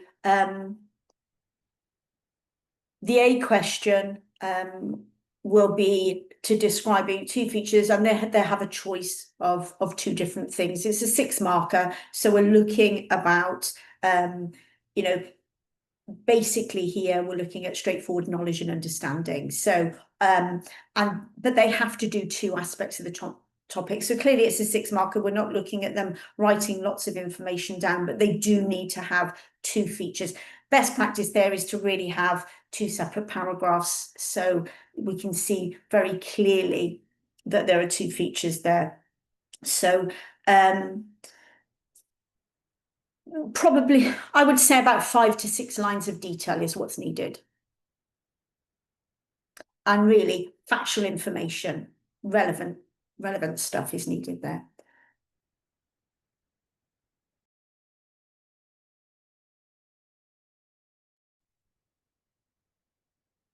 The B question and the C question are linked with sources. So we get the 2 sources and 1 extract. So the B question is looking at 2 sources, and the question is, how far does the one source support the evidence of the other source? And that's your AO3. And then the C, the extended answer, is looking at AOs 3 and 4. So they bring in the extract for this one. This is the interpretation.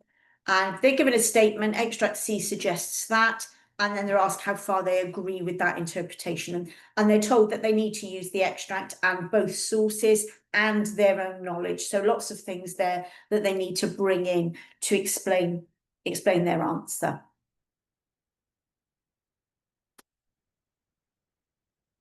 Okay, so you've got your documents here. You've got your generic mark schemes there. So I'll go through those with you in a second. You can also find lots of exemplar materials, questions and answers from qualifications at Pearson. So there's lots there. Like I said, I will go through that with you in the last sort of 5 minutes of this session and show you where you need to go. So, but there is lots there, and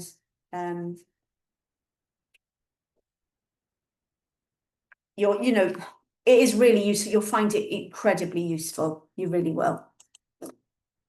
So let's have a look at what examiners are actually looking for. Ed, I'll be going through the questions separately in a second, all right, when we look at some answers. So I'll go through the mark scheme a little bit, but you might find next week is very helpful for that. So let's have a look at your teaching focus here. So really, you need to plan your scheme of work based on the historical investigation and consider the chronology. That's the key to that when you're preparing your scheme of work. So you need to allow your students ample opportunities to get the knowledge and understanding of the period. you want to be looking at the significance of what was going on at the time, and doing that before you get into your sourcing. They're going to need that for the A question anyway. So as well as that, your scheme of work needs to make sure that they've got lots of opportunities to access sources, so they can interpret the sources, they can cross-reference the sources, bring in lots of activities that allow the pupils to make inferences from sources and support that with their contextual knowledge. That's going to allow them to develop an awareness that different sources have been constructed and will have a different impact on viewpoints. You want to make sure that you're providing opportunity for your students to be able to cross-reference interpretations alongside the sources in order for them to answer that C question in section A in this section. Now, again, please understand this is just suggestions, that this might not reflect your own thoughts.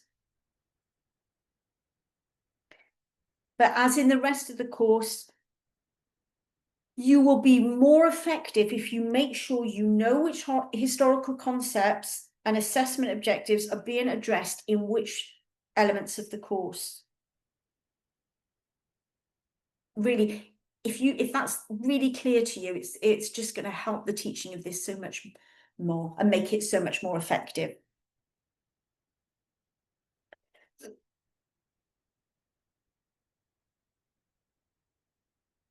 So you want to make sure that they access interpretations regularly, give them some breakdown activities so they can understand.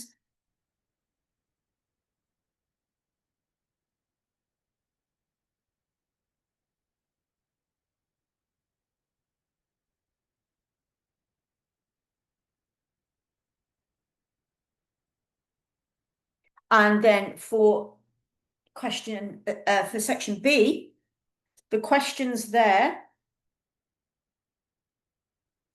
are, you've got your A question, explain 2 ways in which something, and this is AO1 and AO2, so 6 marks. For the B question, we've got 2 causes. Again, AO1 and AO2, 8 marks this time. And then the C question, how far, how significant, they'll be given stimulus points, but again, we've been through that, they use information of their own. So AO1 and AO2. This C question is very similar to the C question that we've just done in section B.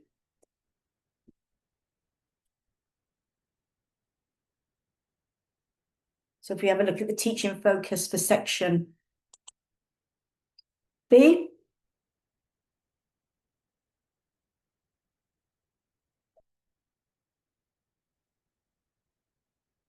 now when you're looking at the specifications, I think it starts on page 24. If you want to go away after and have a look at those, make sure that you understand the overarching themes of the key topics, because there is more of a focus on this in section B. Your students will be expected to explain cause and consequence as well as significance of change, focusing on change over time. Causes of the change will have a strong impact when you're teaching thematically.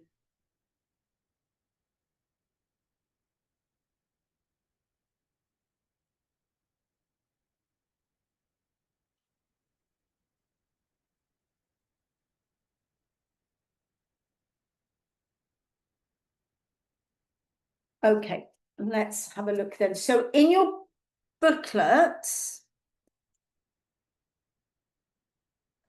can you turn to document 10, which is your generic mark scheme for section A, question A, and then document 11 is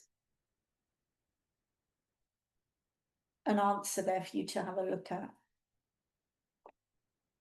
All right, so let's just have a look at the generic level descriptors here for our A question. So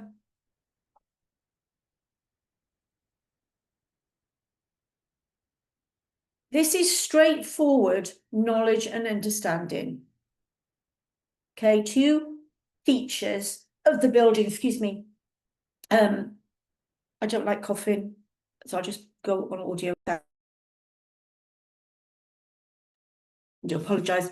And describe 2 features of the building of the Berlin Wall. So what the student needs to do is they need to write down about 5 to 6 lines of detail about the building of the Berlin Wall, factual information, relevant stuff about the building of the Berlin Wall. So this is straightforward knowledge and understanding. Now, what you need to do is, in terms of your teaching and looking at it to see if when you're marking them perhaps and to give them support for advancement, and just say, can you work out what it is they're trying to say in their feature?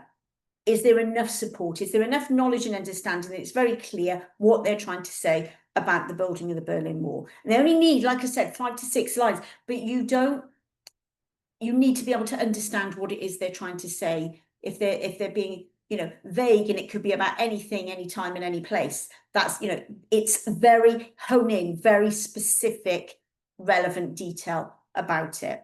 So this is really about them learning lots of knowledge and understanding, and across the specification. So you to build that into your scheme of work there.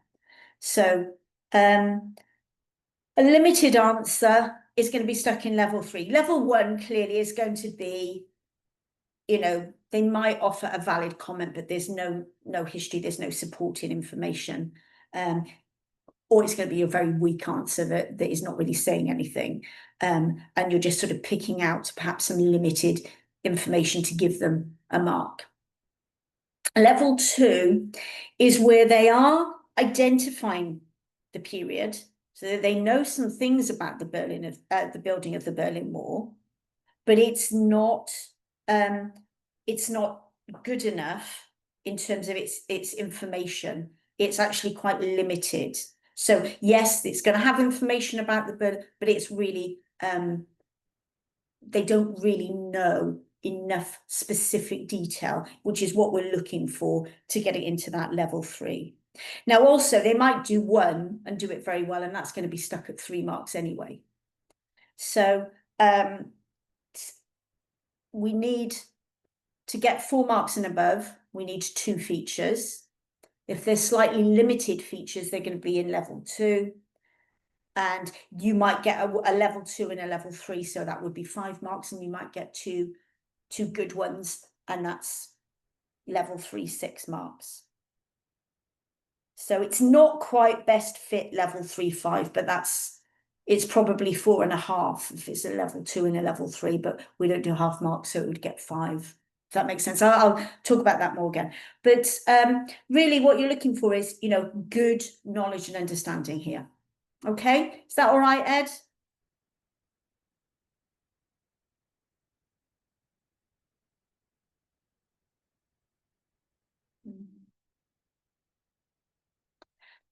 I don't know, I think that's probably, looking at Derek's comment now, do students do better if they interpret the feature conceptually? We're looking for very specific good knowledge and understanding about what they're asked to talk about. So I think perhaps make it simpler for them and explain that features means knowledge and understanding of what went on, and we're looking for 2 things about the building of the Berlin Wall in this example. Yeah, I wouldn't make it more complicated. But that's just my thoughts again. I please be very clear on that. No, you're not at all. Right.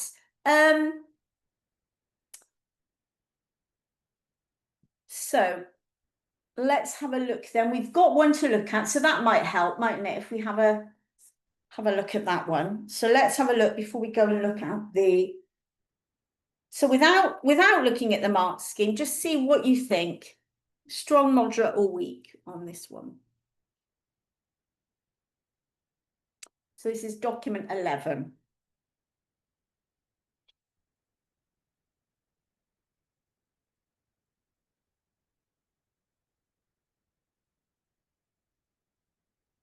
Remember, for this one, it's A01.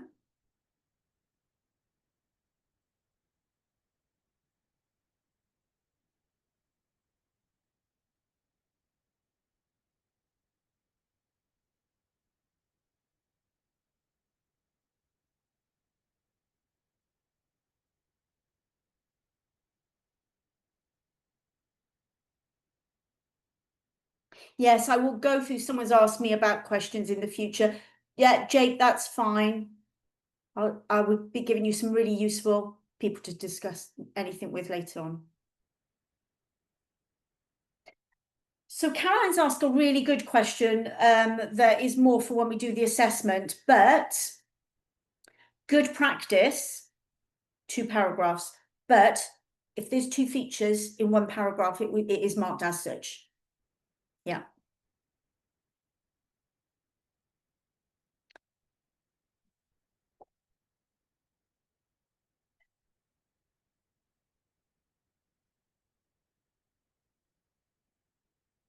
Now remember for this one, reasons for and consequences are not needed. This is straightforward, just information about it. We don't need anything else.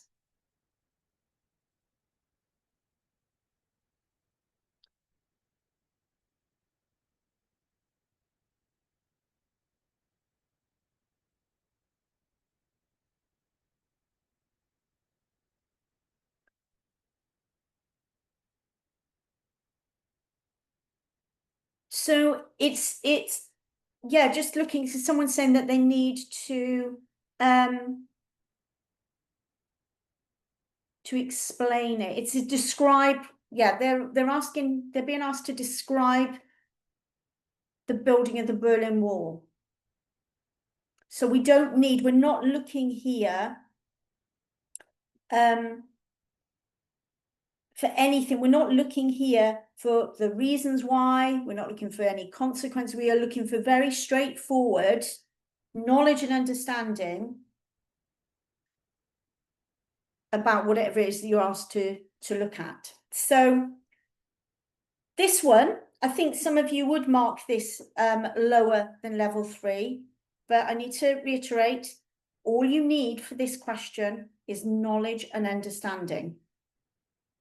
So that's all that is needed. So on the 12th of August 1961, East German troops built a barbed wire fence around Berlin. This was later extended to become 165-kilometer concrete wall, which divided Berlin in 2. Okay. There were 2 walls, one facing east, one facing west. Between the 2 walls was no man's land with barbed wire and booby traps, lookout towers and searchlights. Over 130 people were killed trying to cross the wall from east to west. Okay. That is all that's needed. Okay. So, yeah, I mean, I see what Derek is saying. I think you're being a bit harsh, Derek. This would get full marks, but it does count as 2. That I just want to really clarify to you, and again, I'll go through it a lot more next week. I don't want to spend too long on assessment, but that is all that is needed. But I do feel hopefully you'll be able to come next week and listen in more depth about assessment, because I think that will be beneficial. But I won't go on any more about that now. But that is what is needed for this question. Okay, so you really want to be, honing in with your students. Just be very specific. The problem is, if they go off on a tangent or they start to waffle, you want them to be very specific. Can you identify what the feature is from looking at it? Well, yes, very clearly, this one is very specific and good at that. Okay, right, let's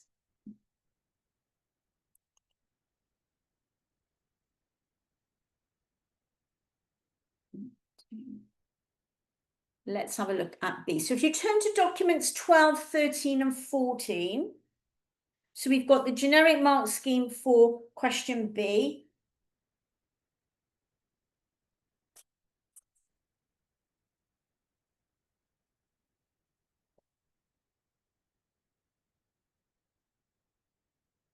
And I will just go through that with you very quickly.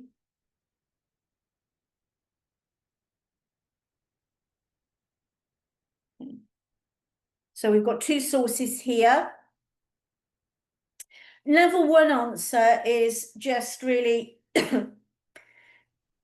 just identifying an agreement or a difference, but it's very limited in their use of the sources. So just simple statements, source A says this, source B says this. That would be your level 1. Level 2, and most students get into level 2, they can only get up to 4 marks if they just talk about agreement or difference or disagreement. They need to have both to get 5 marks. So they can get 5 marks if they talk about where the sources agree, where they disagree, or if what difference there is between them. And if that is all they did, they could get up to 5 marks, depending on what they're saying. To get into the level 3 marks, they have to talk about the extent. So, the nature of the agreement. For example, they agree about the impact of problems. Yeah.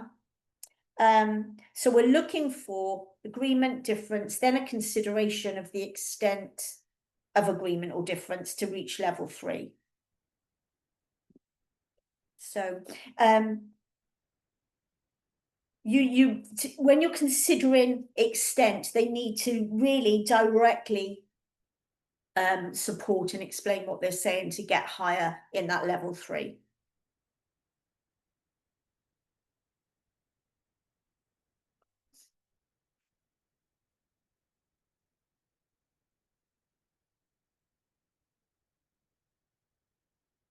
Okay, so have a look at response 14, a candidate response, and consider what I've just said about the mark scheme, and just mark on your scale where you think the candidate would be.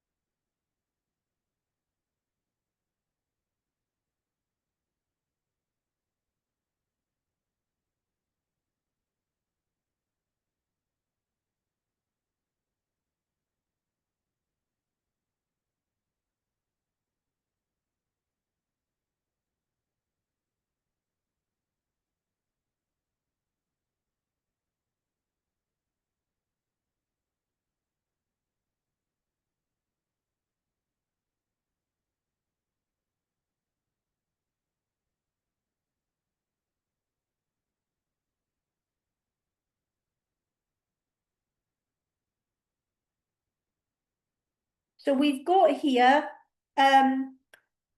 agreement and disagreement between the two.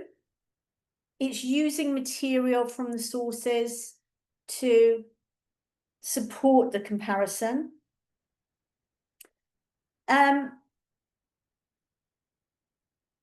It is considering the extent of agreement. Most candidates actually make it clearer. This one isn't making it, isn't kind of signposting it necessarily to the examiners, but it is there. It's talking about, I don't really think it supports what is said. It's explaining blah, blah, blah, but source A is a document. And then with some support there. It certainly supports, I'm getting into the realms of going on about assessment here, so I need to be careful time-wise, but just, I think some of you would like some clarity on that extent of support. I was going to say in my head, and then someone's just typed that in the comment. It certainly supports what B says about cruelty and explains that, but it doesn't support the other thing. The fact that is a strong support, but there is no support at all for the other points about why the whites lost. What we would like to do in teaching is get your students to make it very clear that extent of support. This one is doing it, but I've got some better examples for next week. I think because I'm not going into assessment too much in this one, it's not as important. But when I do the assessment next week, I'll show you very clearly the ones that do it very well, where they talk about extent of support. This one doesn't do it specifically, but there is enough in this answer that it goes into level 3. It's more than just talking about agreement and disagreement. It is actually thinking about just, I don't think source A really supports what is, you know, it is talking about extent in that sentence. Now, normally they do it at the end, but they can do it at the beginning. And we do see quite a few that do it at the beginning. And that sentence there would be enough to get it into the level 3. But you would want to teach them to do it clearer, I think. Yeah, that's I don't think it really supports. Well, okay, they're talking about extent of support, but it needs to be a bit clearer. So it's written in a slightly different way than you would see mostly. Just having a read of it rather than read it on the screen. So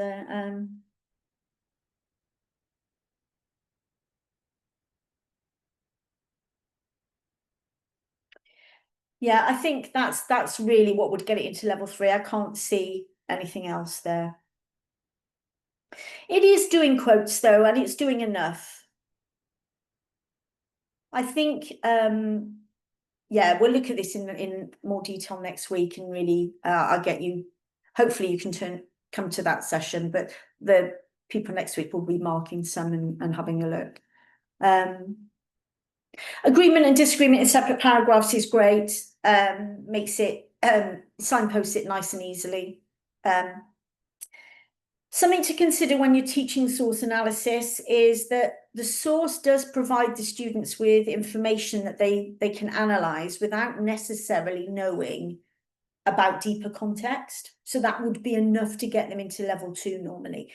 I would encourage you to encourage your students to actually write about their inferences that they're getting from it, even if not feeling confident about them. You know, if they're thinking, well, I don't remember this, or I wasn't there for this, or my mind's gone blank, they can make some inferences. It should be enough to get them into the level 2. Okay. Okay.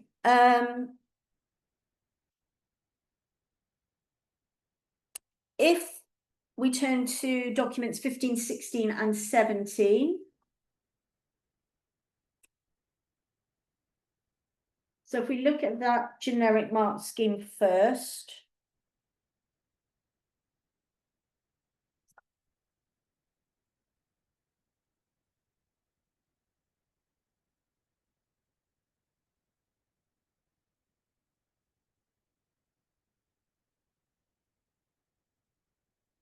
Document 16 is the extract, but if we just look at document 15 first, let's just have a look at what we're looking for in question C. So again, we've got a response, a mark scheme here that the response will be leveled at the different strands. So you will very typically in these answers have to do best fit, you know, especially in the middle ones. So you might, you know, it's very clear. It's sort of level ones, very simple ones are fairly straightforward. as our level 4 ones, you have got that issue where you're looking at the judgment, but they tend to be fairly straightforward. But the ones in the middle can quite often be a bit all over the place in terms of the levels that they've achieved for the different strands here. So that first bullet point really is looking at how well they're explaining themselves. So it could be just a simple valid comment being level 1, or level 2 can actually engage a little bit with the interpretation, whereas a level 3 for that first bullet point will be actually agreeing or disagreeing with the interpretation, and the level 4 one will actually review both sides. So that's the first bullet point. The second one is really how well they're using the material. So level 1 would be very limited. Level 2, they'll start to do a little bit. They might select a little bit out of the material. Level 3 will be done well. They'll show differences, and they'll be supporting their evaluation. And then, of course, the level 4, we're using that word precise. They're really showing differences and supporting that. The third bullet point, level 1, well, that's just very generalized. They don't really know anything. Level 2 is, it's not very good stuff, but they do know something. Level 3, they're showing you that they do know stuff to support what they're saying, but it's not that precisely selected knowledge that we're looking for in level 4. Now, the judgment can be anywhere, can come in at the beginning, can be anywhere, be at the end. Better scripts do it as they go through. But again, so there's no judgment for level 1, or it's asserted. There is a judgment, but it's really undeveloped or insecure for level 2. There is a judgment, and they do try to justify it for level 3, and level 4, it's fully justified. Okay. So let's have a look then at the extract. So if you have a look at document 16 is your extract.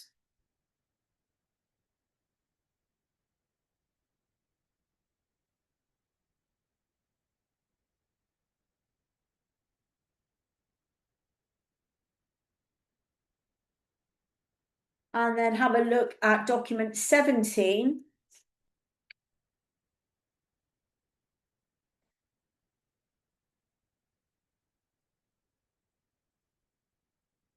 And see what you think of that.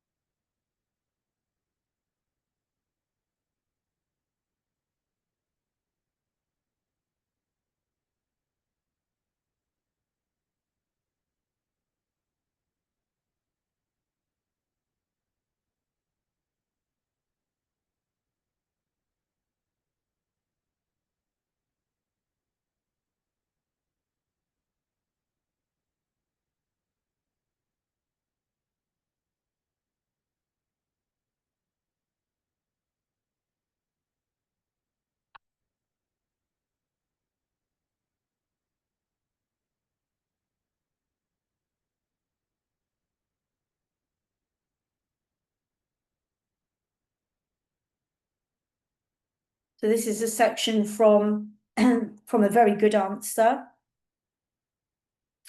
Evaluates arguments for and against the interpretation, using both material and contextual knowledge in coming up with an overall judgment.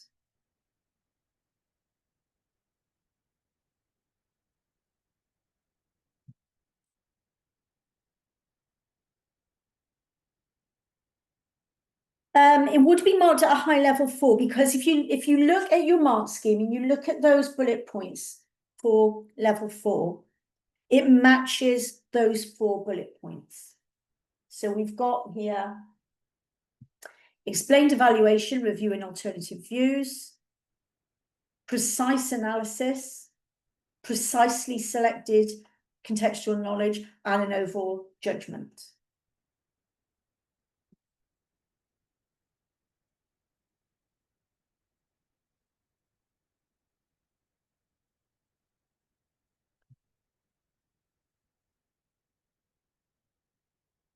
Okay, so moving on to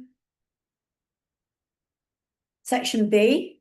I can tell you're all desperate to get into the assessment bit, but that's not what today was about. So we need to move on. So yeah, Caroline, I'll really go into that in the next session. So hopefully you can come to that or listen to the recording at some point. But I need to just go through, otherwise we're not going to get everything done. So section B in paper 2, we've got the different questions on the screen there. So A, explain 2 ways in which, and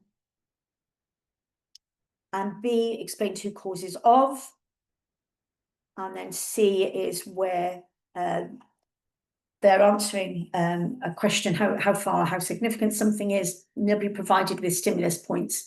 All of these are AO1 and AO2, and then the bullet points will be in the C question. We need to go through the bullet points in the mark scheme to level those out. But again, the question structure is always the same. It is really important to really emphasize the assessment objectives when you're practice marking.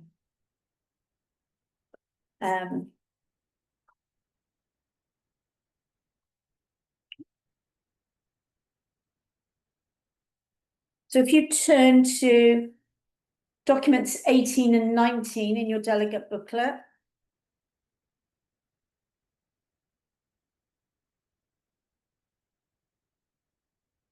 So 18 is your generic mark scheme.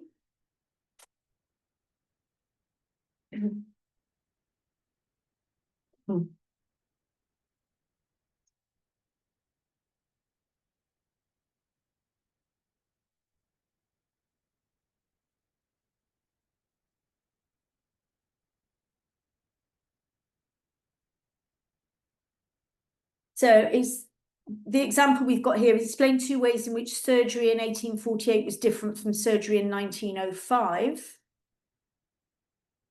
So again, make sure that they know they have to do 2. If they only do 1, no matter how good it is, they can't get more than 3 marks. So, and really what we're looking for here is straightforward, in this example, straightforward difference. It's like this, then it's like this, then. So, you know, this is different. They need support from both periods, but they do not need to say why.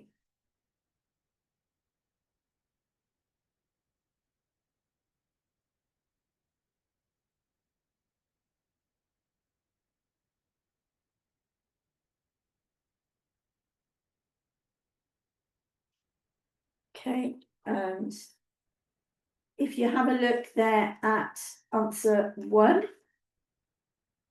see what you think of that one.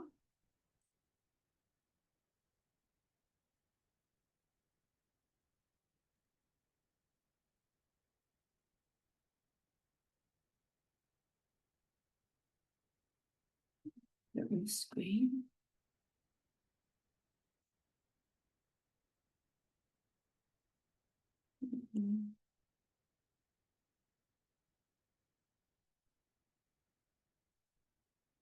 Yeah, I haven't got the 19 to put on the screen for you. So let's have a look at this. I have got a copy of your delegate booklet. So surgery improved in the years 1848 to 1905. Firstly, the problems of pain were solved. Simpson discovered chloroform could be used as an anaesthetic. Secondly, Pasteur helped people understand about germs, and Lister showed how antiseptics could work. Joseph Lister began using a carbolic spray, and the death rates from infection dropped dramatically. There was further improvement when Cobb developed a steam sterilizer, which meant equipment and dressings could be sterilized. Right, okay, so considering what we just said about the generic mark scheme, have we got explicit comparisons here? What level do we think this would be in, guys? What do we think? Again, best practice here is to do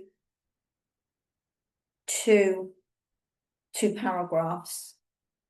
Oh, sorry, I'm going to come off this because we're looking at, I don't want to confuse people. We're looking at document 19 at the moment.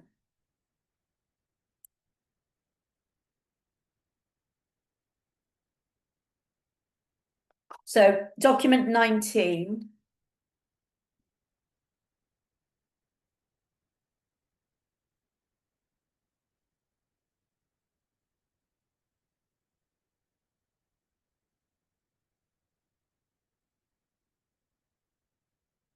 So this is actually a level 2. So this is the one that I just read out. So it's document 19, not 20. So we've got two differences, haven't we? Solving the problem of pain and lowering the death rate from infection. And the candidate has provided specific information about the topics to support what they're saying. What there is not any explicit comparison supported by specific information about both periods. That's why it's in level 2. So it would need to have explicit comparison to get into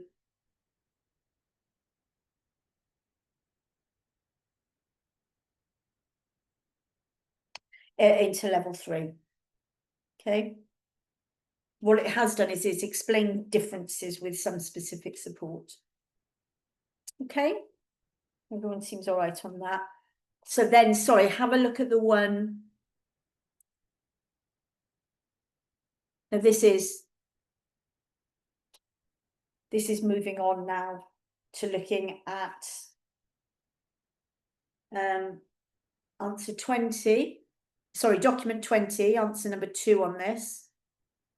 Have a look at this one.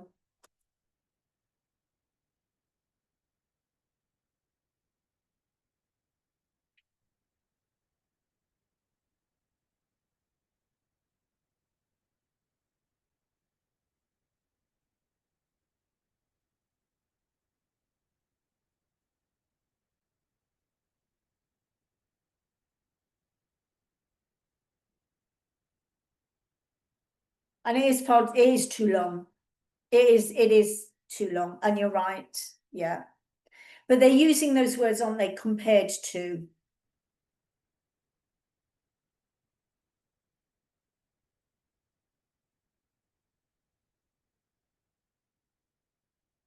Okay, so what we'll do in the assessment training is do lots of examples so you can really get to grips with that.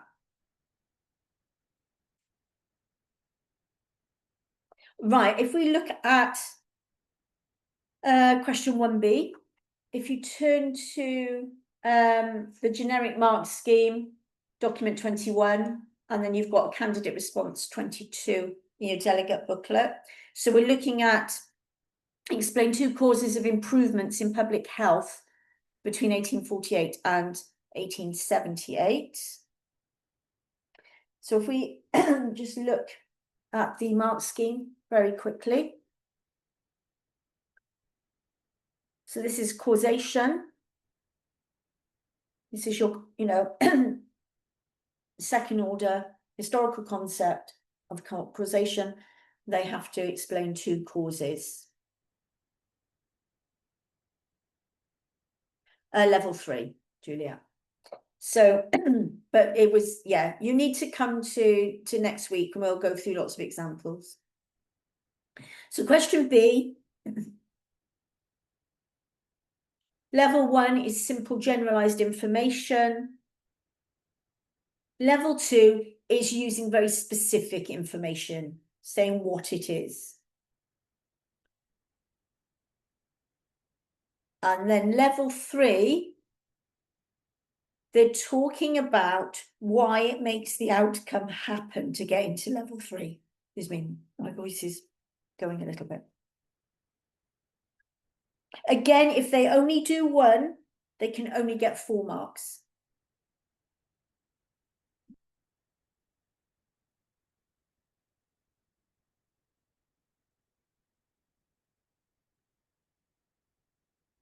Okay, so have a look at document 22. Have a look at that candidate response there. And see, you know, strong, moderate, or weak, what level do you think, if you'd like to have a stab at that?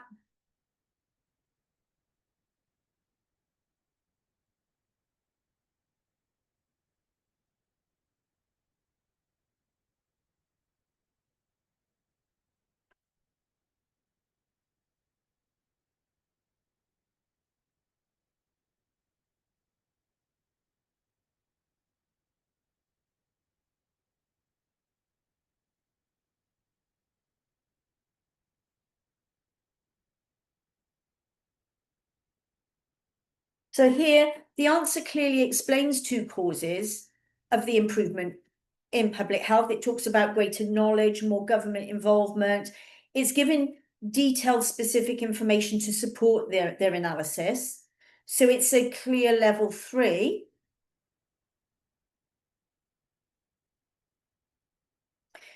Remember, we're looking at AO1 and AO2, just to let you know, without muddying the waters, so we'll talk about it next week. We look at AO2 first. We look at their AO2 and then see what AO1 is supporting that when we're marking it. So it would be marked at level 3. It's analysing features of the period. It's explaining how the causes led to the outcome, which was better public health, and providing accurate and relevant information to support it.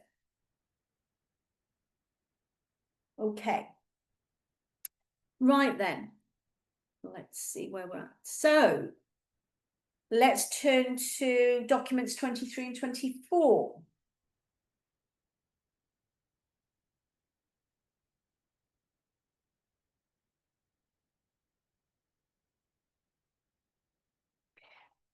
Now this C question is very similar, or is the same as the C question in paper 1. So in your level 1, you're looking for a very basic response. These, you know, you're very sort of limited, fairly poor responses. Level 2 is where they do know some stuff, but it might not be that relevant or focused, and it's limited. And if they're not, if it's a level 2 answer, it can only get 6 marks if it doesn't address 3 aspects. Your level 3 answers, these are the ones that, you know, can wander into description. It doesn't have to be perfect or wide ranging. That would be moving into your level 4. Your level 3 ones are not always sustained. They might, you know, they're going to tell us why. They can move in and out of their line of argument. That would typically be a level 3. A level 4, they're not going to get into level 4 unless they've addressed 3 aspects. But if the judgment is not secure, they can get into level 4, but they wouldn't get, it would be 13 or 14. They need to have a secure judgment to get full marks. Right, have a look then at document 24. And the question is, how far did the role of women in medicine change? And they were given Florence Nightingale and Elizabeth Garrett.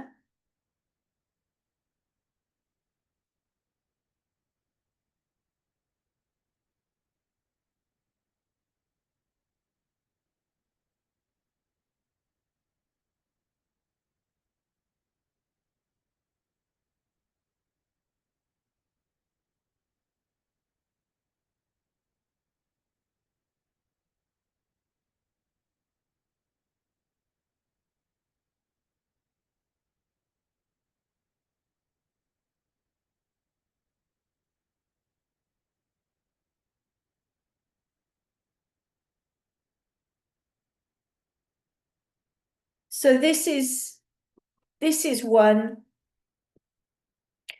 where they provided an explanation of the change that occurred in the role of women. And they've said that, this was as a result of the work of Florence Nightingale and Elizabeth Garrett. Some of the answer drifts into analysis of causation rather than analysis of change. So, make sure that you really are clear with your students on that and how, because it's an easy thing to do. They need to be very clear what they're addressing. Now, there's accurate and relevant knowledge about the work of both women, but it doesn't directly address how far, that extent of change. It fails to recognise the limitation to changes in the role of women. This understanding of that feature of the period is missing. So what that does is their judgment where they say that there were important changes, that actually is now insecure because of that. So the answer would be marked at level 3 for AO2 and for AO1, but only level 2 for strand 3, that AO2. Does that make sense? Yeah, I just did the best fit. If it doesn't, don't worry, just come next week and we'll go over that in a lot more detail. But overall, you do a best fit, and a best fit judgment would place this work into level 3, because level 2 is fulfilled for all 3 of the strands, and the answer reaches level 3 for 2 of them. But they're not going to get a mark above mid-level 3 anyway, because, anyone want to tell me?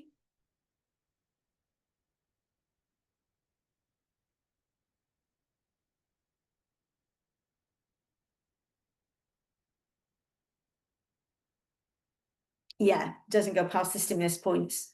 Well done. Okay. No.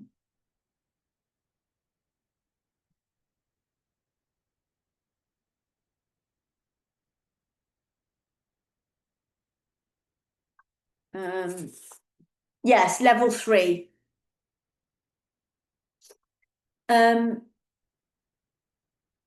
So a strong response is where the judgment is assertive. Remember I said just not a repetition of the previous points, and accurate and relevant information is included to support their analysis. So the weaker ones are just limited, generalized, insecure justification, and that lack of consistency. Okay, so let's talk about, you've all kind of mentioned this at some point, I think, of what support you can get. So there is support for you at every stage, okay? So this is taken directly from the website. It's a picture of the website, okay? So you've got your specification there, and then these are all sorts of links and handy links here. If you have any questions and you're not sure about, you can contact Mark Batty. And then we've got links here about signing up for updates, accessing the history community where you can ask other teachers that are on there. You can book an appointment with the subject advisor. So you can book an appointment with Mark and he'll go through things with you. Then there's lots of documents. The Getting Started guide is brilliant. Please download the Getting Started guide, because that will go through everything I've gone through today and more. You've got course materials, so you want to click on here for your specifications, your exam materials, past papers, and teaching and learning materials, things like schemes of work. Have a really good play around with this and find all the stuff that can help you. There are links here to publish resources. There are books, but some of the less popular topics there isn't books for, but the main ones there are. And then you've got news and updates on here as well. So just this is your first thing to do. Go and have a play around with the website. So if then we click on teaching and learning materials, that would take us here.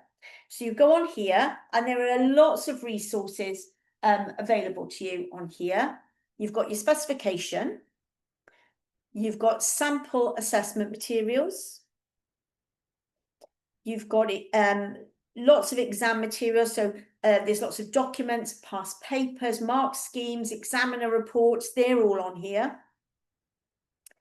Anything to do with admin will be on here. But your exam officer might be the better person to speak to first there, because they may well already know if there's anything you need to do with admin. You probably go through them anyway. Teaching and learning materials, there's lots of things there, including exemplars, there's lesson plans, there's a course planner, much more. Please go and have a look at that. Even if you've been teaching it for ages, go and have a look and see what you can get from that. And then past training content. So all the stuff that we've been doing to support like this will be on there, that you'll be able to go and have a look at, because we're continually adding to that. Okay. Nicholas, I think it's next Friday, it's the 10th, which I believe is next Friday, I would have thought.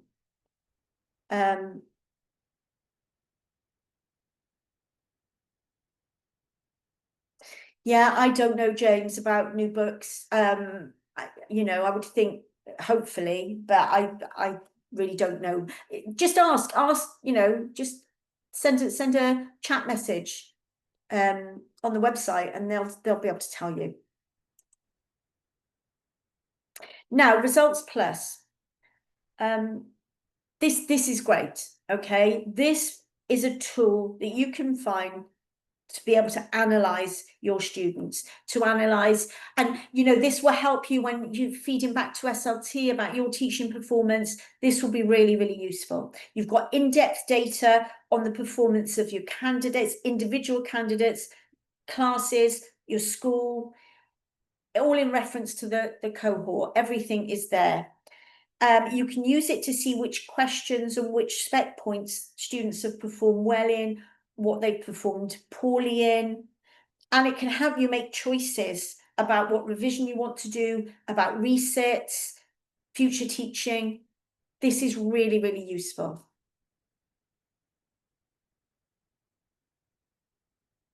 Or was that because of Results Plus or because of textbooks?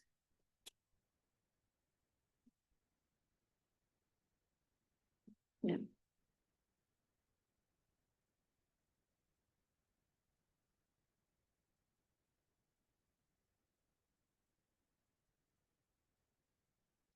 This timeline, this is a free online service to centres. So this will provide teachers and students with deep insight into their exam performance. So it was developed in 2007. I'm still talking about all of this as well. This is just a timeline of it.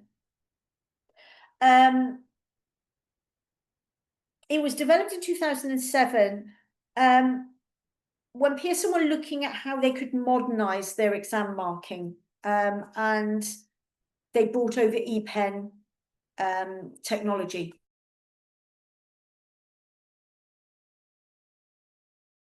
It's improved a lot more. before we get on to Exam Wizard, it might be handy for me to tell you how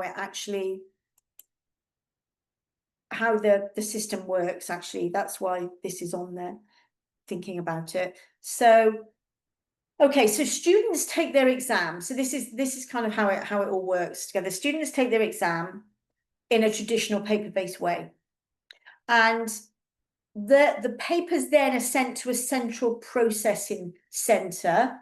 They're taken in and they're scanned through a series of clever machines. I don't know if anyone is, if any of you are examiners, but these are huge machines. I think that I've not actually seen them, but I've been told that it's the size of a couple of football pitches, where it all is, they all go in and they're scanned through, and it's all really clever how they all go off. And then an electric copy of the paper, the SAT paper, is then sent electronically to examiners. So when I do my marking, it's there on the screen in front of me. I don't have to physically go anywhere, and I don't get, when I first started examining, I become friends with the postman who's there every day, big pack. It's not like that anymore. Everything's online.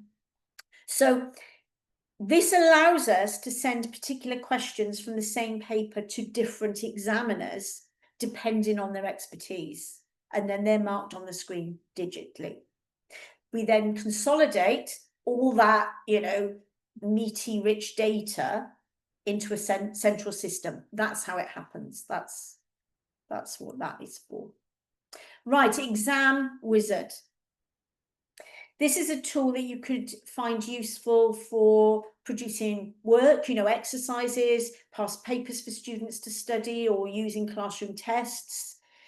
What Exam Wizard does is it uses questions from past papers, so the bank of potential questions increases with each series, so that you can produce bespoke questions or question papers depending on what you're wanting to test.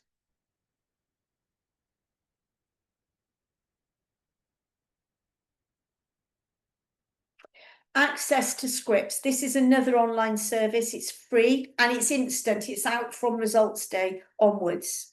So what this does is it cuts down on you having to, any sort of speculative remarks, that because you've got all this information before you can see, and it will stop you just sending it back just in case, because you'll be able to actually see and make an informed decision. So what is it? Well, it basically allows you to see all the students' marked exam papers free of charge. It's available for all qualifications, and it's accessed through Edexcel online. So the scripts do not have examiner annotation on them. You just get the mark.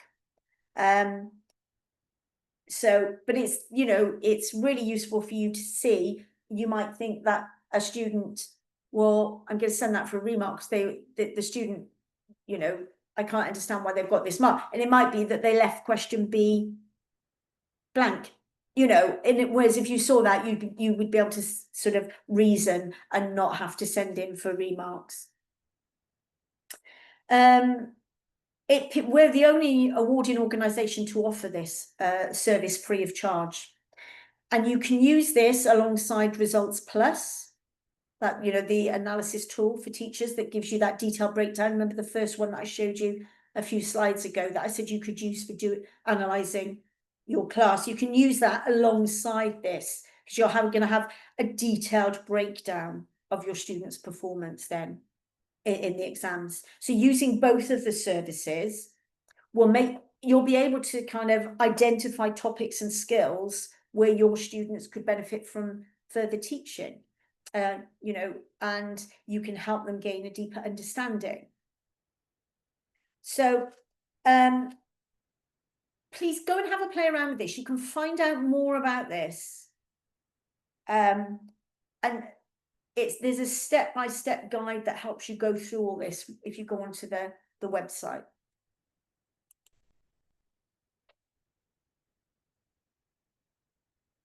So paid for resources. The ones that are available are very good, and they're designed for anyone following the latest specification. So teachers and learners who want the best preparation for exam success, anyone that wants to progress to A-level, and they're specifically developed for international learners. They've got appropriate international content. A 3-year student book gives them access to an active book, a digital version that can be accessed online at any time. The online teacher resource pack gives you further planning, teaching, assessment support. It's reviewed by a language specialist to ensure it's written in a clear, accessible style. It's got a glossary of specialized vocabulary, but not all of them have a book. There's a lot, but some of them don't. And then you've got your subject advisor, who is Mark Batty. Please just email him at any time.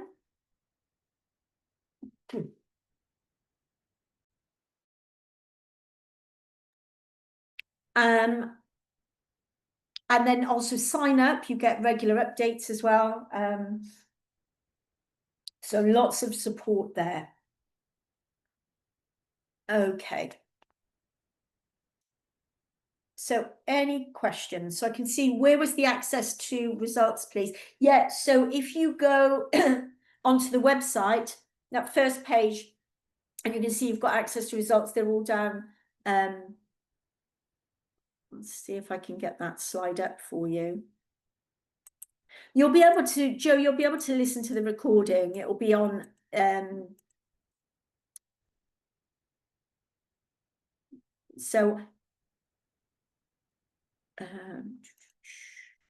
when you go onto the homepage on the website for IGCSE, it will be on there. So you've got all the supports down here. So useful documents. So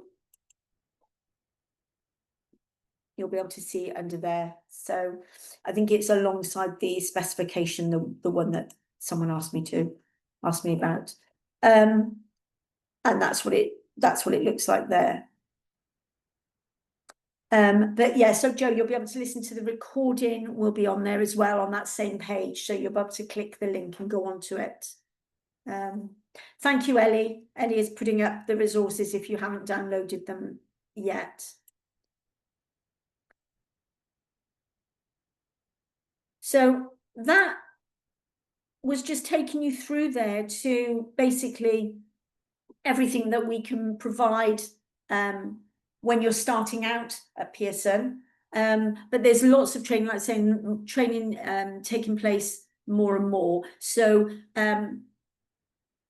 really, really nice getting to meet you all. I do see that I've got a couple of maybe private messages that have come through where people have sent me direct messages. So I will have a look at those now. I didn't want to play around with that when I was doing the actual training, because I didn't want anything to go wrong with the thing. Thank you so much for your comments, everyone. I really appreciate that. I'm looking forward to seeing you all again soon.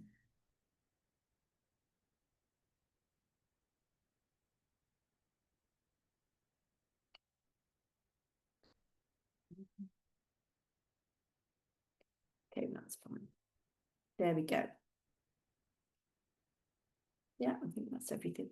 Right, lovely. Just go when you're free to go when you're ready, and I hope to see you again. Really nice to meet you all. Thank you, guys. Bye. Bye-bye. Thank you. Bye. Thank you.